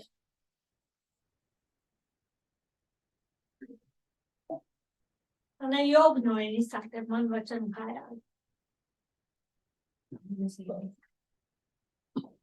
લોભ કષાય જે છે ને, અને જો મન એના નિમિત્તે તો જાણવાનું થાય છે, તો લોભ કષાય જે છે ચારિત્ર ગુણની પર્યાય છે, અને જે મન વડે જે વિચારવું થાય છે જ્ઞાન ગુણની પર્યાય છે. એટલે લોભ થાય તો 2 ઇન્દ્રિય 3 ઇન્દ્રિય જીવને સમજો કીડી વગેરેને પણ સાકર ખાવાનો શું છે? લોભ છે, ચારિત્ર ગુણની પર્યાય. હવે એને મન નથી, તો એ સંબંધીનો જેમ આપણે વિચાર કરીએ કે ભાઈ હમણાં સવારે ચા પીધી હતી, સવારે ચા ગળી હતી, પરમ દિવસે ચા આવી બનાવજો, તો આપણે ભૂતકાળ ને ભવિષ્યકાળનો મનના નિમિત્તે જે વિચાર કરી શકીએ છીએ, એવી જાતિનો જેને મનનો નિયોગ નથી હોતો એને લોભ કષાય થશે ખરી. અને લોભ કષાયનું એને એ સંબંધીનું જે મતિપૂર્વક શ્રુત જ્ઞાન વગેરે છે એના લેવલમાં જાણવું થશે, પણ મનના લેવલથી જેવું જે જાણવું થાય છે એવા પ્રકારનું નહીં જાણવામાં આવે. એટલે બંને વસ્તુ અલગ અલગ છે. મનના નિમિત્તે જે જાણવું થાય છે જ્ઞાન ગુણની પર્યાય છે, મૂળમાં તો છે. અને પેલું જે છે ક્રોધ, માન, માયા, લોભ જે કષાય થાય છે, એ બીજી રીતે કહીએ ને તો એ જે છે એનામાં તો જ્ઞાનનો અંશ જ નથી. એનામાં તો જ્ઞાનનો અંશ નથી. જાણવાનું કામ જે કરે છે તો જ્ઞાન કરે છે. ભલે અજ્ઞાન દશા લઈએ હમણાં, પણ આ જે બધી કષાય ભાવ થાય છે, જેમ તમને અત્યારે આપણે સ્વાધ્યાય કરવાનો ભાવ શુભ ભાવ છે, તો શુભ ભાવ ને શુભ ભાવ જાણે છે કે જ્ઞાન જાણે છે? તમને જે શુભ ભાવ થાય છે એને શુભ ભાવ જાણે છે કે જ્ઞાન જાણે છે? જ્ઞાન જાણે. એનો મતલબ જ્ઞાન અલગ છે ને શુભ ભાવ અલગ છે. એ જે જાણવું થયું છે એમાં મન નિમિત્ત છે, અને શુભ ભાવ થયું છે, ચારિત્ર એક પર્યાય છે. પણ મનના નિમિત્તે જે યોગ થાય છે અને યોગ જે આપણને આશરો લોભ થયો, કશાય ભાવ થયો એટલે આશરો વાવવાના, હા અને આશરો વાવવામાં યોગ નું નિમિત્ત છે. હા તો એને હું મન વચન કાયા, તો એમાં મન આપણે કર્યું તો એના નિમિત્તે આત્માના સ્પંદનો યોગ થયું હમ. કે શું થયું? હા, તે નિમિત્ત નૈમિતિક સંબંધ છે ને, મન યોગ, વચન યોગ, કાય યોગ. મૂળમાં તો આત્માના પ્રદેશોમાં જે કંપન થાય છે યોગ છે, અને એમાં મન નિમિત્ત છે. તો મન યોગ અત્યારે બોલવામાં આવે છે તો વાણી નિમિત્ત છે, તો વચન યોગ કાયા નિમિત્ત છે. તો કાય યોગ તો રિયલમાં એક જ પ્રકારનો છે. યોગના કોઈ 3 પ્રકાર નથી, પણ મન વચન કાય નિમિત્ત પડે ને એટલે 3 પ્રકારના. નૈમિત્તિક. હા હા અને ઘણી વાર આપણે ઈચ્છા કરીએ ને તો મનમાં બધા વિકલ્પો કરીએ કે આ કરીશ તો મને એક સવાલ એટ એ ટાઈમ પછી પણ ઈ મન સાથે ઈ કઈ રીતે લોકો જાણવા માટે આ વિકલ્પમાં મનોવર્ગણા શામાં કામ આવે છે? આવા બધા વિકલ્પ કરવામાં કે શું? મનોવર્ગણા નિમિત્ત છે એની અંદર. જેમ ભાષા વર્ગણા શબ્દ રૂપે પરિણમવામાં, એમ વિચાર કરીએ છીએ એમાં મનોવર્ગણા જે છે ને. હા, એ બરાબર. ઓકે. મનની રચના થાય છે ને, દ્રવ્ય મનની રચના થાય છે મનોવર્ગણાથી. નજીક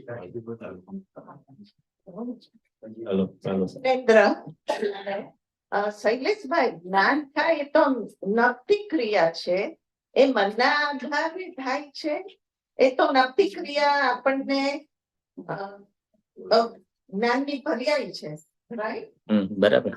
તો એ તો ચાલુ જ હોય છે, અને મનમાં નિર્ણય થાય છે. મેં સાંભળ્યું. જો તો ટ્રાય કરો. Hello hello. હા, થાય છે, થાય છે. હા. પૂર્વ અવાજ નથી પહોંચતો. જે જ્ઞપ્તિ ક્રિયા, જે જ્ઞપ્તિ ક્રિયા છે એ તો જાનન ક્રિયા જે છે ને, એ તો જ્ઞાન ગુણની જ પર્યાય છે.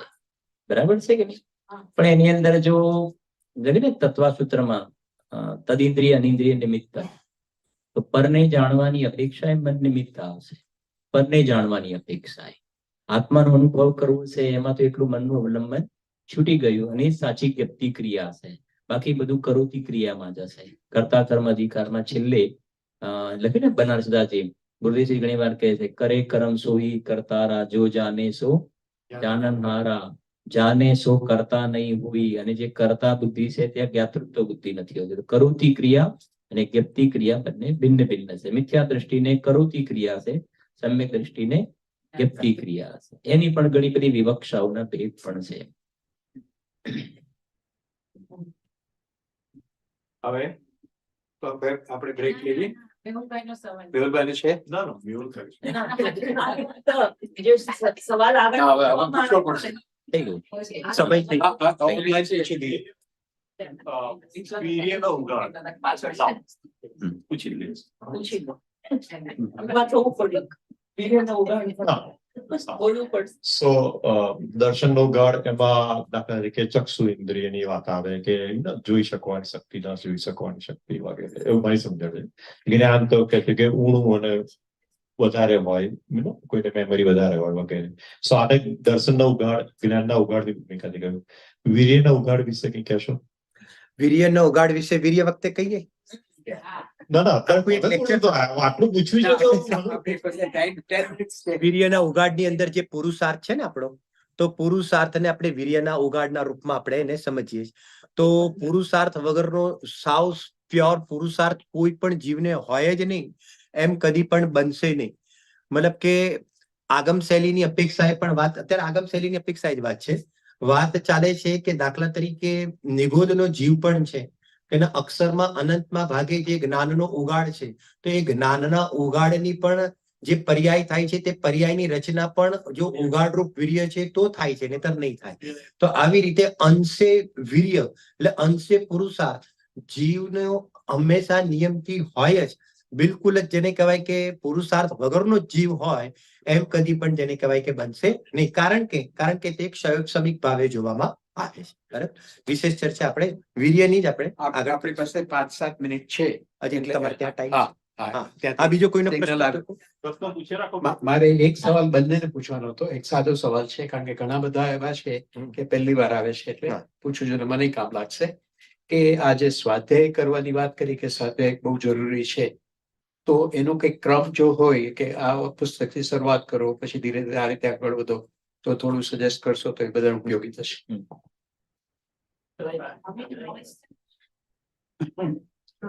બીજું mic નથી. તમારો phone. Okay. Akshay, yes. જેમ આપણે સ્કૂલની અંદર પણ ગ્રેજ્યુએશન વગેરે કરવું હોય તો શરૂઆત પહેલા આપણે કક્કો બારાખડી ભણીએ છીએ, એબીસીડી ભણીએ છીએ, મેથ્સ ની અંદર 1 to 100 આપણે અંક ભણીએ છીએ, કેમ કે આગળ વધારે ભણવું છે તો એ તો ફંડામેન્ટલ છે. એવી રીતે આ મહાન ગ્રંથોનો સ્વાધ્યાય કરવા માટે અને સમજવા માટે એની જે ટર્મિનોલોજી વગેરે છે, તો ખાસ બાલબોધ ભાગ 1, 2, 3, વિતરાગ વિજ્ઞાન ભાગ 1, 2, 3, તત્વજ્ઞાન 1, 2, લઘુ જૈન સિદ્ધાંત પ્રવેશિકા, આ બધા પૂજ્ય ગુરુદેવ શ્રીના સમજો ને કે એ સમયમાં સોનગઢની અંદર એક બાજુ સમયસાર જેવા ગ્રંથોનો સ્વાધ્યાય ચાલતો હતો, ત્યારે બીજી બાજુ સિદ્ધાંત પ્રવેશિકા વગેરેના ક્લાસ પણ ચાલતા હતા. કેમ કે સિદ્ધાંત પ્રવેશિકાની અંદર સમયસારમાં જેમ આવે કે આત્મામાં ઔદારિક વૈક્રિય આત્મા અશરીરી છે, તો સિદ્ધાંત પ્રવેશિકાની અંદર લખ્યા છે શરીર 5 પ્રકારના હોય છે. તત્વાસૂત્ર પણ ભણવું જરૂરી છે, કેમ કે તત્વાસૂત્રમાં આવશે કે શરીર 5 પ્રકારના ઔદારિક વૈક્રિય આહારક વગેરે, અને સમયસારમાં આવશે કે આત્મા શરીર વગરનો છે. તો આત્મા શરીર વગરનો છે સમજવા માટે શરીર કેટલા હોય છે એ સંબંધીનું જો આપણને જ્ઞાન હશે તો એક વિશુદ્ધતા અલગ પ્રકારની બનશે. દ્રવ્ય ગુણ પર્યાય, તો દ્રવ્ય ગુણ પર્યાય આપણને ખબર નહીં હોય તો પછી જે આ સમજે 5 ભાવ પણ આપણે ભણવા છે, તો દ્રવ્ય ગુણ પર્યાય જ ખબર નહીં હોય તો જ્ઞાન ગુણની કઈ પર્યાય છે, ક્ષય ભાવના 18 પેજ ચાલશે, ઉદયિક ભાવના 21 પેજ છે, જેમાં મિથ્યા દર્શન કયા ગુણની પર્યાય છે, અસંયમ કયા ગુણની પર્યાય છે, ગતિ કયા ગુણમાં લેવું, તો એ બધું જે છે ખાસ દ્રવ્ય, પછી એમાં કેટલા ગુણો છે, સામાન્ય ગુણ, વિશેષ ગુણ, પર્યાય, એટલે સિદ્ધાંત પ્રવેશિકા ભાગવત ભાગ 1, 2, 3, વિતરાગ વિજ્ઞાન 1, 2, 3 કોઈ એમ કે અમે પહેલા ભણી લીધા છે તો એ ભણ્યા હતા એ અલગ વાત હતું, હવે આત્માના કલ્યાણ માટે ભણીએ છીએ. એટલે ફરીથી આપણે નવેસરથી એકડો ગુંટવાનું, કેમ કે એ વખતે આપણું નોલેજ અલગ હતું, અત્યારે આપણે એ સિવાય બીજું બધું ધર્મનું ઘણું જાણીએ છીએ, એ બધું જાણેલું આપણને ઘણો સપોર્ટ કરશે. અહીંયા આગળ સમજ. ચલો અહીંયા સવાલ એક સવાલ લઈ લો. આ પ્રજા ના ના, હું છે ને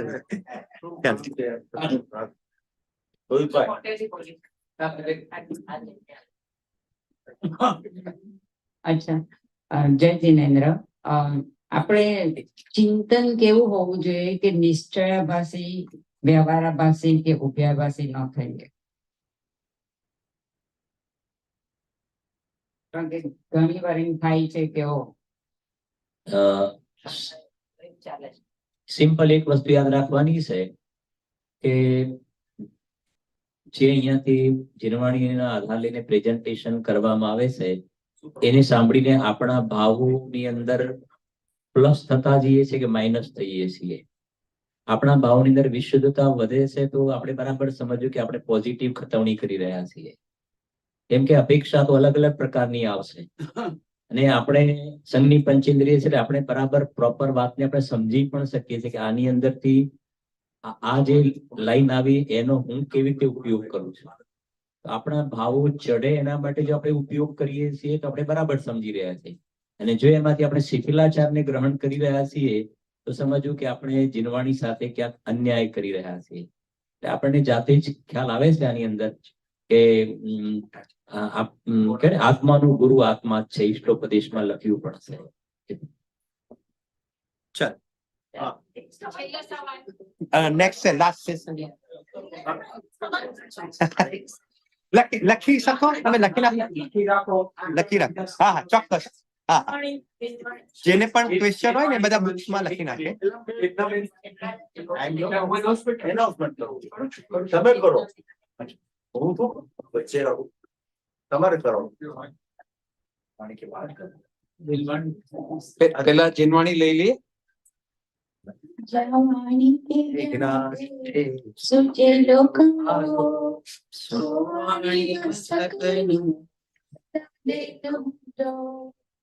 સદા દેત મુજો. બોલો બોલો પંચ પરમેષ્ઠી ભગવંતો નો જય હો. જીનવાણી જય હો. જીનવાણી નો જય. જય હો. જય હો. પૂજ્ય કહાન ગુરુદેવ નો જય. જય હો. પ્રસન્ન મૂર્તિ ભગવતી માતા નો જય હો. સત્ય સનાતન દિગંબર જૈન ધર્મ નો જય હો. જય જયકાર હો. જય હો. બધાને સાદર જય એક બે અનાઉન્સમેન્ટ અગેન એ લોકોને ડોનેશન આપવા હોય એ લોકો સ્પોન્સર્સ આર વેલકમ. એ લોકોના ચેક આપવાના બાકી હોય આપી દેજો. અને આવતીકાલના પ્રોગ્રામમાં આપણે ગુરુદેવની જન્મ જયંતિ મળીશું. બપોરે 1:45.